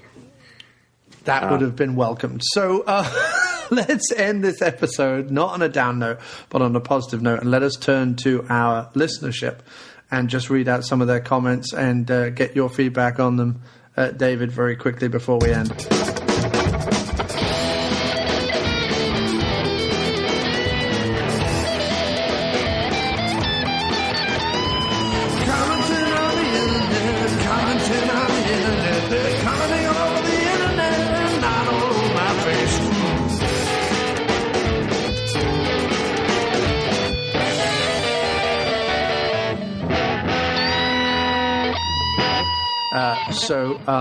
Doc Paul Crewson said, this is about Captain America, the Winter Soldier. He said, I loved it. Great action, twisty-turny plot, and it looks like they'll be keeping loosely true to the Winter Soldier storyline from the comics with Part 3. The set pieces were excellent. Any comments, sir? Yes, he's absolutely correct. Captain America 3 is probably going to look a hell of a lot more like the Winter Soldier comics than the Winter Soldier movie in every way, shape, or form. I have no idea how they're going to do it. Like I said, some of the elements that the comics had are not present in the Marvel Cinematic Universe yet, and others have been changed beyond recognition. But yeah, he's probably right. I don't know how they're going to do it and put Avengers. Yeah, I mean, I don't know how they're going to do it and put Avengers before it. That's what I don't understand. Thanos. Or no, Ultron first, then something else. I don't know what else. No, but what I'm saying is it's set up as one of the first movies in the Marvel Universe so far to have a direct sequel. And yet... I know. It'll be up to Whedon to figure out some way to... square this circle and integrate all this. That's his job, apparently, and he's doing it right now. And he apparently directed the scene in the mid credits with the twins. We haven't spoken about that. Yes, I will ask you off air what the fuck's all that about. Anyway, so Philip O'Neill. We always like a comment from Philip O'Neill. Yay, Philip. About to be on the diner doing a Lucio Fulci movie episode. Yes, excellent. Fulci episode, which is going to be fantastic to hear Philip's dulcet tones talking about that. Anyway, I enjoyed Captain America the Winter Soldier. He said, I went into this one with fairly high expectations and they were met. I thought the previous Marvel sequel, Thor the Dark World, was as dull as dishwater. You're wrong, Philip, you're wrong. This was dull. But anyway, the Winter Soldier, however... You're wrong, John. You're wrong. I actually found engaging. Neither one of them were dull. As a sequel, the film has the right tone. It's gritty and dark, Philip, but not overly so like the Nolan Batman films, which weren't gritty or dark either. Just because his character wears black does not make him gritty and or dark. Wally Pfister's cinematography does. I would debate that as well. The Winter Soldier is heavily character-orientated, and unlike most superhero films, it doesn't get lost in big CGI action scenes, despite the big CGI action scenes. It actually feels like a real movie at times, ! I have one complaint, though. Robert Redford didn't rip off his own face and reveal himself to be the Red Skull. Boom. Right there. Damn it. If Hugo Weaving is too good to do it anymore... then, yeah, somebody needs to fill his boots. Is he in the comic books meant to be the Red Skull in disguise? No. That's what I'm saying. This movie has absolutely nothing to do with the comic books that it takes its title from. And presumably Age of Ultron will be exactly the same. Because there's no way they can do the comic book that is called Age of Ultron because it prominently features Wolverine, and they can't do that. That's another movie company. So this movie is entirely its own entity, except in Bucky's role. This is pretty much how the Winter Soldier was introduced, as the big, heavy to a Machiavellian bad guy who was pulling strings behind the scenes. But Robert Redford's character is completely an invention of this film. So they could have done whatever they wanted with him, but they had him Hail Hydra in the end. But I don't know what happened. I'd call that a missed opportunity, especially if Weaving doesn't want to do it anymore. Is the Winter Soldier storyline, though, in terms of the character, Bucky's storyline now, where we find him at the end of Captain America 2, is he not essentially like wandering the wilderness trying to figure out who the hell he is rather than being a bad guy anymore? Yes. So he's kind of like Wolverine in a way, a super soldier wandering the wilderness with fragmented memories of his past. Yes, very much so. Okay. But unlike, actually no, like cinematic Wolverine, unlike comic book Wolverine, who flirts with this, it comes and goes. But yes, very much like cinematic Wolverine, he is tortured by his murderous past as a government secret agent. Hopefully, unlike Wolverine Origins, we'll actually get to see him murdering people during his past as a government secret agent. That supposedly haunts him, but doesn't really. See, does Wolverine even have his memories back? I don't even know anymore after the Wolverine. You want to talk about something that was cold and distant and left little to no impression on me. I'll talk to you about that. This is going to make you laugh. Doug Fry from Schlock Treatment, who is obviously our resident wrestlers in movies expert. Yes. Who wanted the DeMoss treatment because obviously you come on for every comic book episode, has said Guardians of the Galaxy is a comic book movie starring a wrestler, Dave Bautista. Who will win this show? Oh, that would be, yes. That would be you, Dave, I'm going to bet on me, obviously, just because. I might do 15 minutes with Doug and slip it in, but considering Batista, he's not one of the main roles, is he? We'll see. I have no idea where they're going to go with this. Is he the big alien-looking dude? The reddish, greeny, veiny alien-looking dude? I believe so, yes. Oh, okay, so he is one of the Guardians then? Yes. Right. It'll be interesting to see. I have no idea where they're going to go with this because again, what a bunch of a-holes. My favorite line in the trailer. Sorry. with Guardians of the Galaxy, again, there have been several reboots over the last few years, so they could go any number of ways. But yes, he will be playing Drax, the Destroyer. It's interesting to see what you feel about that movie, considering Mr. Gunn is behind it, and you feel much the way towards Mr. Gunn that I feel towards Mr. Snyder. So it'll be interesting. Not as passionate about it, really. I could take or leave Jamie Gunn in a really, honestly, meh. But we'll see. I mean, he's writing it too, so I don't know what the hell's going to happen. Well, the trailer seems to look like it's a bit of an irreverent kind of purposefully cheap-looking type thing. That'll depend on how good their green screen artists are. But but then again, it's a trailer. We can't.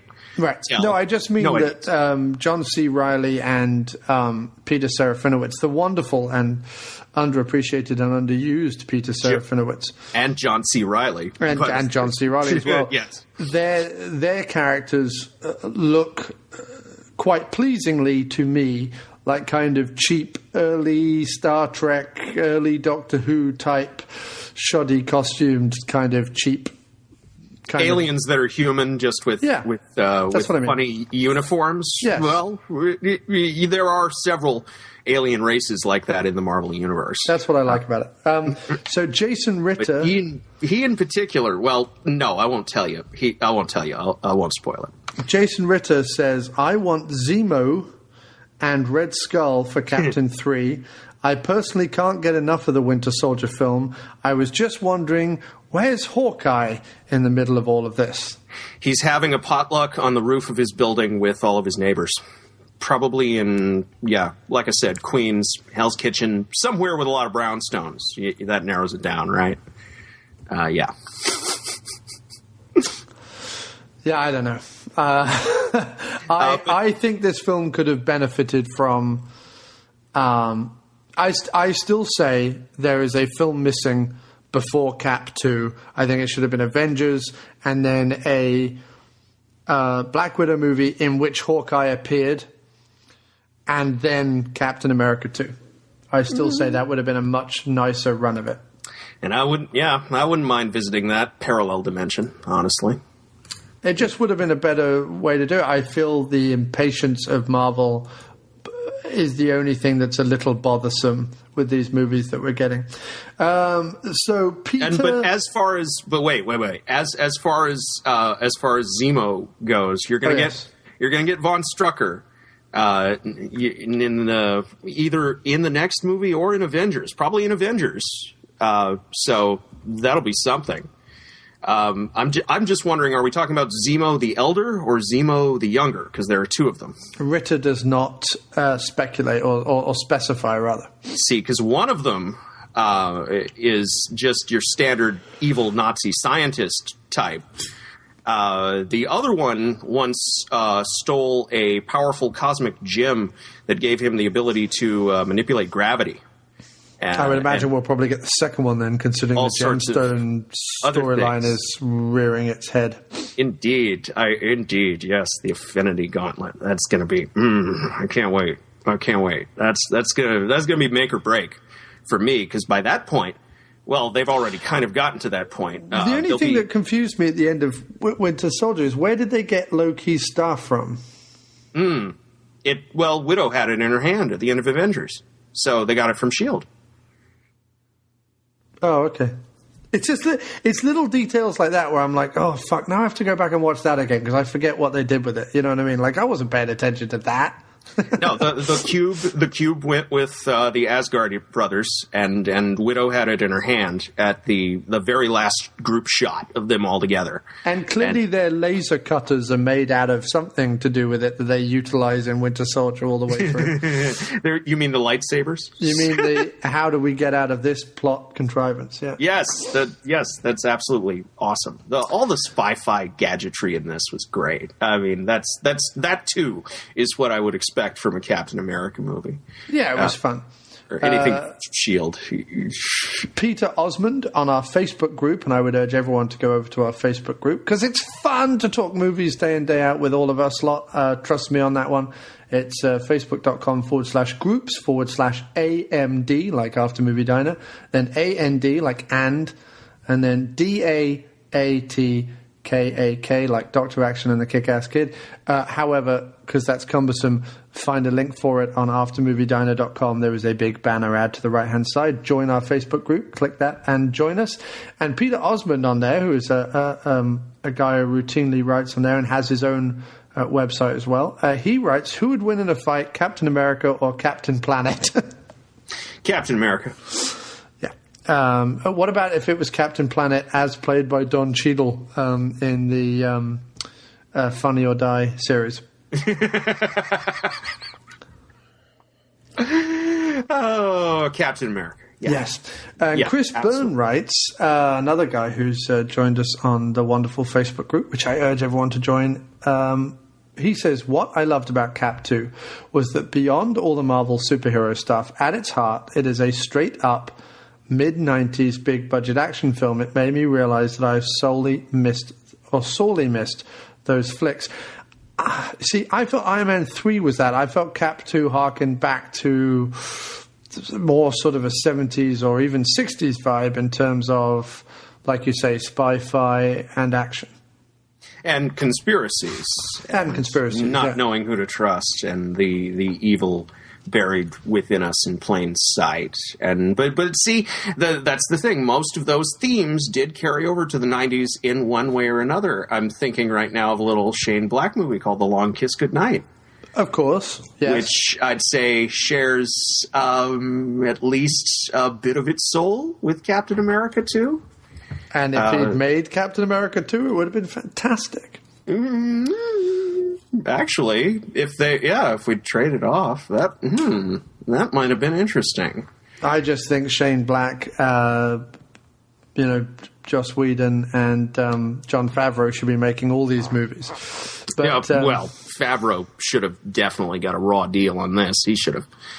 at least been, he should have had control of Iron Man 2 all the way through. That was thing one. Well, they Raimi'd him on Iron Man 2. That's why. Yes, they did. Yes, they did. That's a great verb. That is a great verb to use. Which is what happened to Raimi throughout the Spider-Man series. Which is why when we cover it, we'll see how compromised that is. Considering I was in past tense a Raimi fan.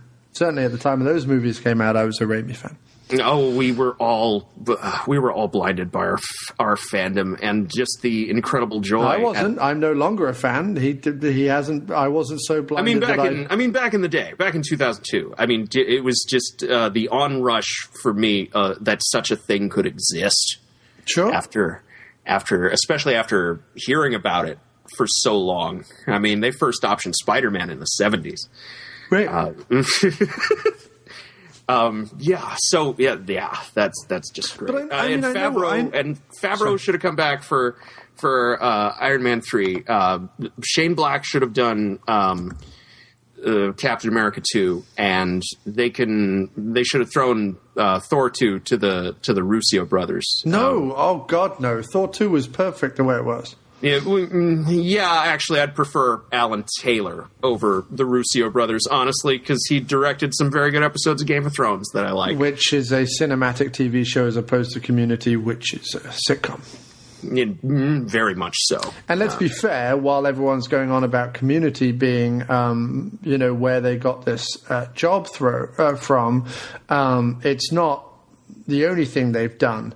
They have also directed Happy Endings, which is a TV series I've never heard of, Carpoolers, which I never heard of. Interestingly enough,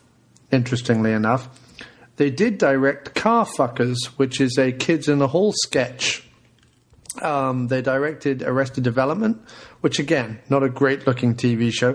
They also directed You, Me and Dupree, which obviously screams... Which I never saw. Visual and exciting. I don't understand any of that. I much prefer the dude who did Thor 2. Perfect for that. Alan Taylor. He's doing Terminator 5. So we can all look forward to that next year. Sorry, what? Sorry? Yes. Okay. Yes, exactly. It was quite interesting, actually, because while I was downtown today and I was in a certain lobby of a certain prominent building on 6th Avenue round about the Rockefeller Center and the News Corp and everything that's there was a TV show showing CNN, and they were 40 days into the missing plane. We've got a diving drone that's trying to find it, and the diving drone keeps backfiring or failing or whatever, and I'm like, Christ, is this still a news story? But do you know what came into my head talking about Terminator? Why have they not got James Cameron in on this fucking thing? He loves running around in submarines at the bottom of the ocean. Why is he not fuck Avatar 4, 5, 6, 7, 8, 9, and 10? Why is he not looking for the missing plane? Is Cameron not perfectly poised to be the man to do that? Apparently not. He's somewhere, not in a real jungle, obviously. No, I forgot. Sorry, yes, that's right. Cameron doesn't care about human stories. So that's why he's not interested in doing it. I don't think he's cared about people too very much since, 1991. Since True Lies, I would say. Yeah, exactly. That's what I mean. That was like the last... That's the last gasp of humanity I've seen out of him. I mean, shit. He seems much more interested in becoming I don't know, William Randolph Hearst. Yes. If only he was that interesting. So I think that's all the comments we got, I think. I agree, Chris Byrne, there was a lot of 90s, 80s and 90s action stuff. I don't think it was as compellingly directed or as viscerally exciting as those films, or as I find those films, I should say. But yes, it certainly had its roots. And I think the Long Kiss Goodnight is a good example. It certainly had its roots in that genre. And I think that's it. Did we get any more messages, sir? I think the three black geeks said, "I expect the whole thing." The three black geeks said, "Yes, Been waiting to hear your guys' thoughts on it. I loved it more than the Avengers a little bit. And I can see that. I really can. It's got more focus. It's got better villains. I mean, Dr. Action likes it more than the Avengers. Dr. Action notoriously hates the Avengers. Which, downright hates that it. just leads me to dismiss his opinions about it. No, I except Point Break, of course. I don't know where it's entirely coming from. I know he has Whedon hatred, and I understand that to some extent. But I don't entirely understand it, but I do respect it because as someone who has long held unpopular opinions, it sometimes one needs to be embraced and respected for them because I just want to be loved. Indeed. And if I can give Dr. Action some love, then maybe some people might give me some love. Oh yes, big ups to Dr. Action. You know I'm just kidding. No, I'm not. But still, yes. Is this real? That is the question. No, I'm looking because I went onto Twitter to read that last thing from the Three Black Geeks, and I saw Mrs. Doubtfire was trending. I was like, what the fuck? Apparently, big news today, Mrs. Doubtfire sequel in the works. If that isn't the sequel we've all been crying out to see. And yes, so many years after the fact. That's just what we need. Yeah. I wonder if Pierce Brosnan will be back in as the lovable English foil. And will Sally Field, who now herself looks like Mrs. Doubtfire, be playing Robin Williams' wife still? We can but question these things. And we can, yes, what we can't question is that this comes to us from Fox. Thank you, Fox. Yes. And apparently the big news on X-Men, which is why it's trending, is that Anna Paquin is definitely in it. At least she'll be in something. Yeah, and there is a viral video that shows Magneto killing JFK, apparently. Because she ain't going to be in X-Men. No, she's going to be in Days of Future Past, apparently.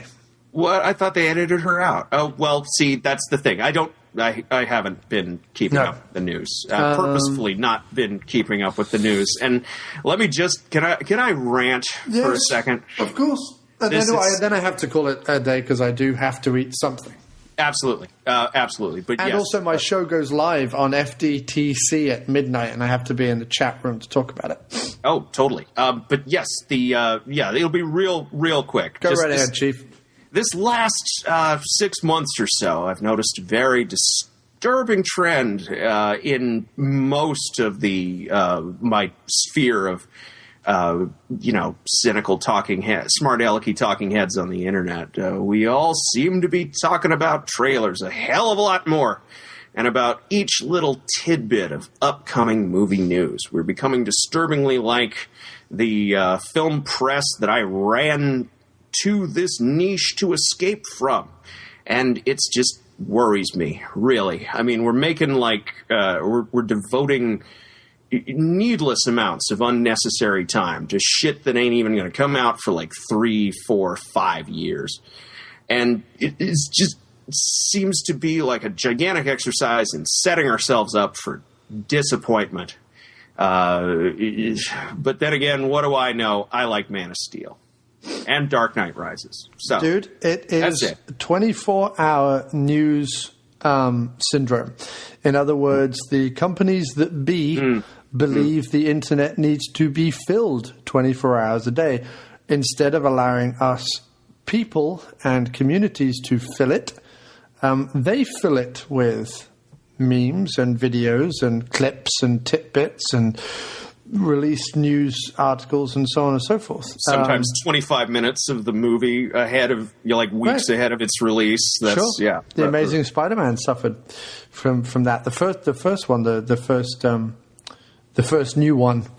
And I'm sure this one would be too if I were paying the least bit of attention. Do you know my the thing that always rings warning bells is when there is a hashtag and then a number after the word trailer. meaning there is more than one, and that's a problem.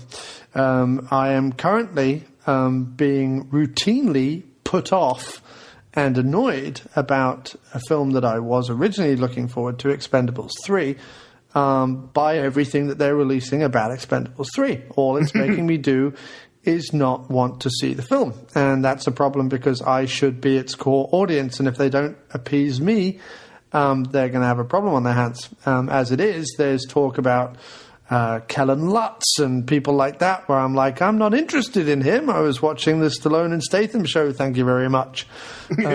So, yes, that's troubling, to say the least. So we wait and see. There's also talk about this being the last Expendables, which sounds like a horrible advertising ploy as opposed to a truth, because there's already rumors about Expendables 4. So we'll see. Yeah, we'll see about that. Isn't it always the case? Christ, how many times do they pull? This is the last one of something. In fact, just this week we heard that they're trying to get Die Hard 6 with Samuel L. Jackson in it. So. That's what he'll be doing instead of Nick Fury. God help us all. Yes, God help us all. So a return by Zeus in the Die Hard franchise.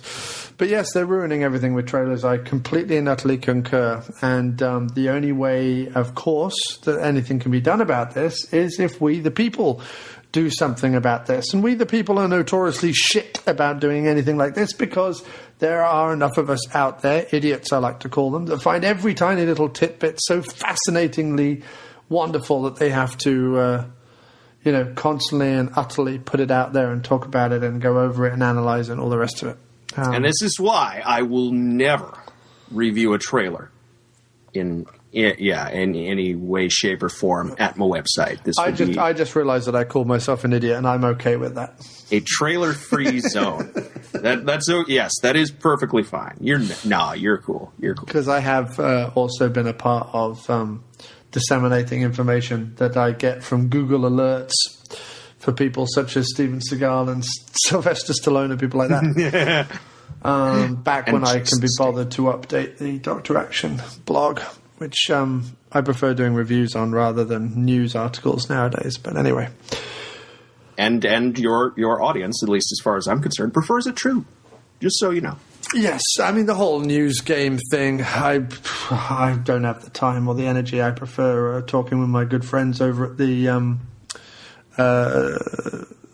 group on Facebook, which I would urge everyone to do. Not that we're getting rid of the pages, but that the group is more fun and lively. It is, yes, a great deal of fun. Very lively. There's always like 15 streams going on at once, and but respectful. I've noticed that we haven't had too many people being jerks, which can only lead me to believe that I hang around with the right kind of people. Because you do. And with that, sir, I want to say that it has been an absolute thrill, pleasure, wonder, enjoyable experience to take one movie and talk 3.5 hours about it. Same here, John, as always. It's been a real pleasure, and that's going to edit down into a fantastic show as always. And so, with that, I'd have to say goodbye. But thank you ever so much. Absolutely, anytime. I'll be prepared for Spider-Man. Looking forward to it. Yes. I'm going to debate whether we go past the Raimi ones or whether we just focus on them. I might just want to focus on them. Hey, that's perfectly fine by me. I mean, any excuse to not watch Amazing Spider-Man 1 again, I'll take it. Yeah, it really was terrible. It's one of those I can take pieces of it, but the whole thing. My thoughts about those ones can be summed up really easily. Andrew Garfield is a awful Peter Parker. He's an okay Spider-Man, but he is an awful Peter Parker. And that's my problem with those two films, in a nutshell. And it's not just him. It's the script he's working with, and it's the way he's it's him because he looks too cool. He acts too cool. Everything about him is wrong. Exactly. And he claimed today that the character is Jewish. Well, hey, and that's up in the air. You can do whatever you want with that. I don't give a fuck. If you make him a putz, who is also a skater dude, who is also a science nerd, who is also so on and so on and so forth, whatever, then it becomes apparent you're just making this shit up as you go along. Right. And you don't care. So, I don't care. So, especially since I've seen all of this done much better by a relatively cheap Saturday morning cartoon. Twice now. 2 Saturday morning cartoons. I've got one other problem about the new Spider-Man, and then I really must end the show. So, it's like it's like the executive who was in charge of Spider-Man 3, the Raimi one, the one that had all the problems. It's like he got rid of Raimi and went, no, I think this should be Spider-Man. And that is The Amazing Spider-Man. Because The Amazing Spider-Man has already, like, more than one villain, and then the Amazing Spider-Man sequel has, like, 15 villains, and they're going to destroy Times Square again, because we haven't seen that in the last, 30 seconds. And, everything about it is going to be wrong, because it's based on the executive who liked Spider-Man 3 so much. I pretty much agree with that. I'll have to find that person's name. Villain overload and Peter Parker needs to be much cooler. These are apparently the problems. Yes, villain overload, and they don't know who the hell Peter Parker was to begin with. No. Yeah. Garfield apparently said today, while promoting The Amazing Spider-Man 2, he said, "Spider-Man is neurotic," said the actor. "Peter Parker is not a simple dude. He can't just switch off. He never feels like he's doing enough. And Peter suffers from self-doubt. He ums and ahs about his future because he's neurotic. He's Jewish. It's a defining feature. I hope Jewish people won't mind the cliche because my father's Jewish. I have that in me for sure. He's an overthinker. It would be much easier if he was a life-saving robot." As the wonderful Chris Taylor on our group said, does he even know the character he's meant to be playing? And we'll see what he thinks about life-saving robots after he sees Age of Ultron. Yeah, life-saving robots, which appears to be what they've made the Rhino in Spider-Man. I thought, well, we'll see. We got a month. And I so had hope for Giamatti after John dies at the end, unless he's making The Amazing Spider-Man 2 so that he can go off and make the sequel to John dies at the end. This book is full of spiders. Let's hope so. Yeah, less. Because he financed it through his touchy-feely films. So let's hope he's doing Amazing Spider-Man 2 to make some coin to produce some very cool indie movies, which is what he seems to have been doing in the past. So. Hey, works for Malkovich. Yeah. Whedon still did it last year with Much Ado About Nothing. Yeah, indeed. And if only the Avengers would have led to another Firefly or something, that would be We'll see. Yes. Yeah, that'll never happen. I've resigned that to never ever happening. No. However, if Fillion shows up in Avengers 2, all might be forgiven. Who would he play? Who's left? I can't believe he didn't crop up as a policeman or a soldier or something in the first one. That cop that doubts Captain America until he decapitates a cyborg. Yeah, that would work. But we'll see. I could probably think up a choice role for Nathan Fillion somewhere in all this. That'll be interesting. I'll come back to you on that one. Yeah. Maybe he'll be the lead in one of the Netflix series. Ooh, that would... let's see. Because Castle's on what? Season 6? That's got to be winding down. Nobody gives a fuck about that show anymore, do they? No, I never gave a fuck about it in the first place. So, yeah. It could happen. It could happen. We'll see. Fillion for Avengers. In fact, if anyone... How about this? I know he's a totally different build, but if anyone takes on the role of Tony Stark when Downey Jr. leaves... You think him? You think? He could do it. I'm saying, who else can do it? That is a good question. 15 years ago, I would have said Campbell, but I'm no longer a Campbell fan because the man's now a sellout and a failure and a hack and an arsehole. But Fillion could do it. Probably. I wouldn't put it past him. He's got the quips, he's got the suave, he's got the swagger. I mean... And he's been playing Hal Jordan in DC's cartoons, the Green Lantern, in DC's cartoon movies for quite a while now. I believe he's on number 1, 2, 3, 4, in fact. So he's got the smarmy jackassery down pat. That much is for certain. He could, he could probably pull it off with the right director. And but of course the internet would eat him alive for even daring to try. That's going to be the problem with whoever replaces Robert Downey Jr. They're going to have to carry. Yeah, but that happens with every Batman and every Bond actor, yes. And it's soon forgiven once they stride out of the sea in a pair of stupid Speedos. By some. But, not by me, because Daniel Craig can go fucking jump off a cliff as far as I'm concerned. But by a lot of people, it's been forgotten. Yeah, by enough people to make billions of dollars, at least. Yeah. We'll see. Hey, listen, all Craig had to say in an interview was he really liked Timothy Dalton, and I would be on his side. But he never said that. In fact, it's never been mentioned by him or Michael Wilson. So fuck them both. And make Albert Finney with a big beard and Wellington boots the new Bond. That's the only good bit of Skyfall is Albert Finney. One of the best parts of Skyfall. And I will Judi give you Dench. that. And with that, sir, because we really, really, really do need to wrap it up.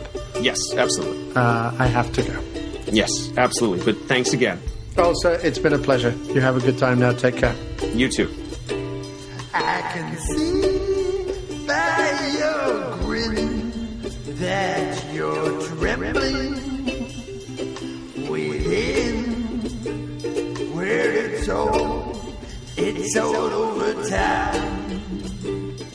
She down, and a smile on your face is sometimes out of place. Well, don't mind, baby, no frowns. Chill down. And if your head should fall, and if your shades should crash,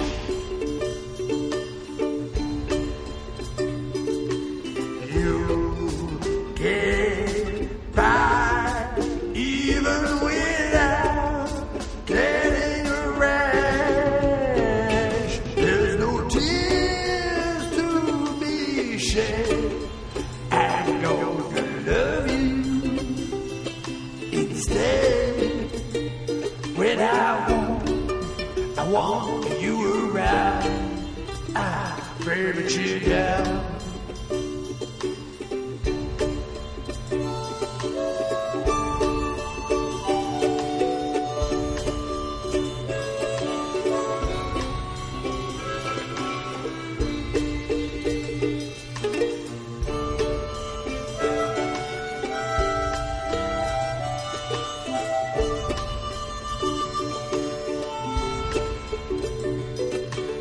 When your teeth drop out,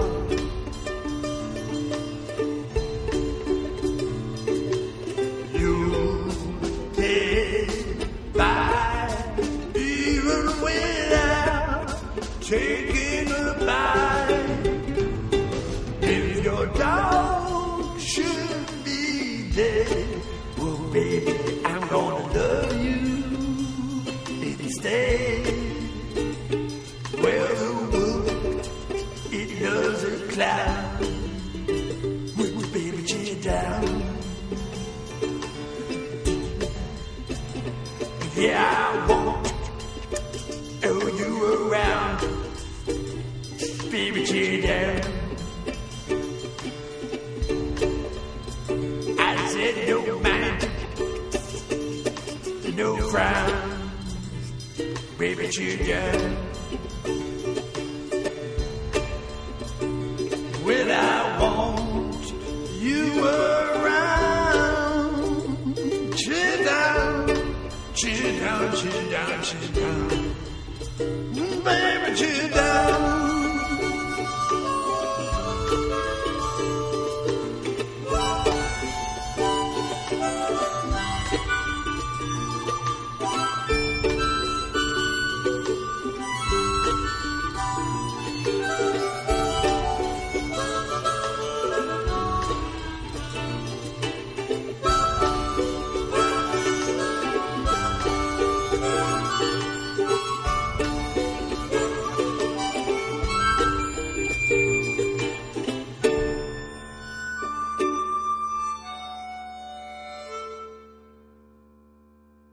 There are men, and then there are second unit podcast men.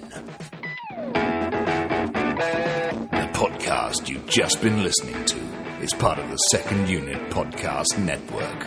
Find all of our shows at 2upn.blogspot.com or on Facebook under the Second Unit Podcast Network. Our fantastic list of shows include Drunk on VHS, We Came from the Basement, No Budget Nightmares, The After Movie Diner, Dr. Action and the Kick-Ass Kid, and Bloodbaths and Boomsticks.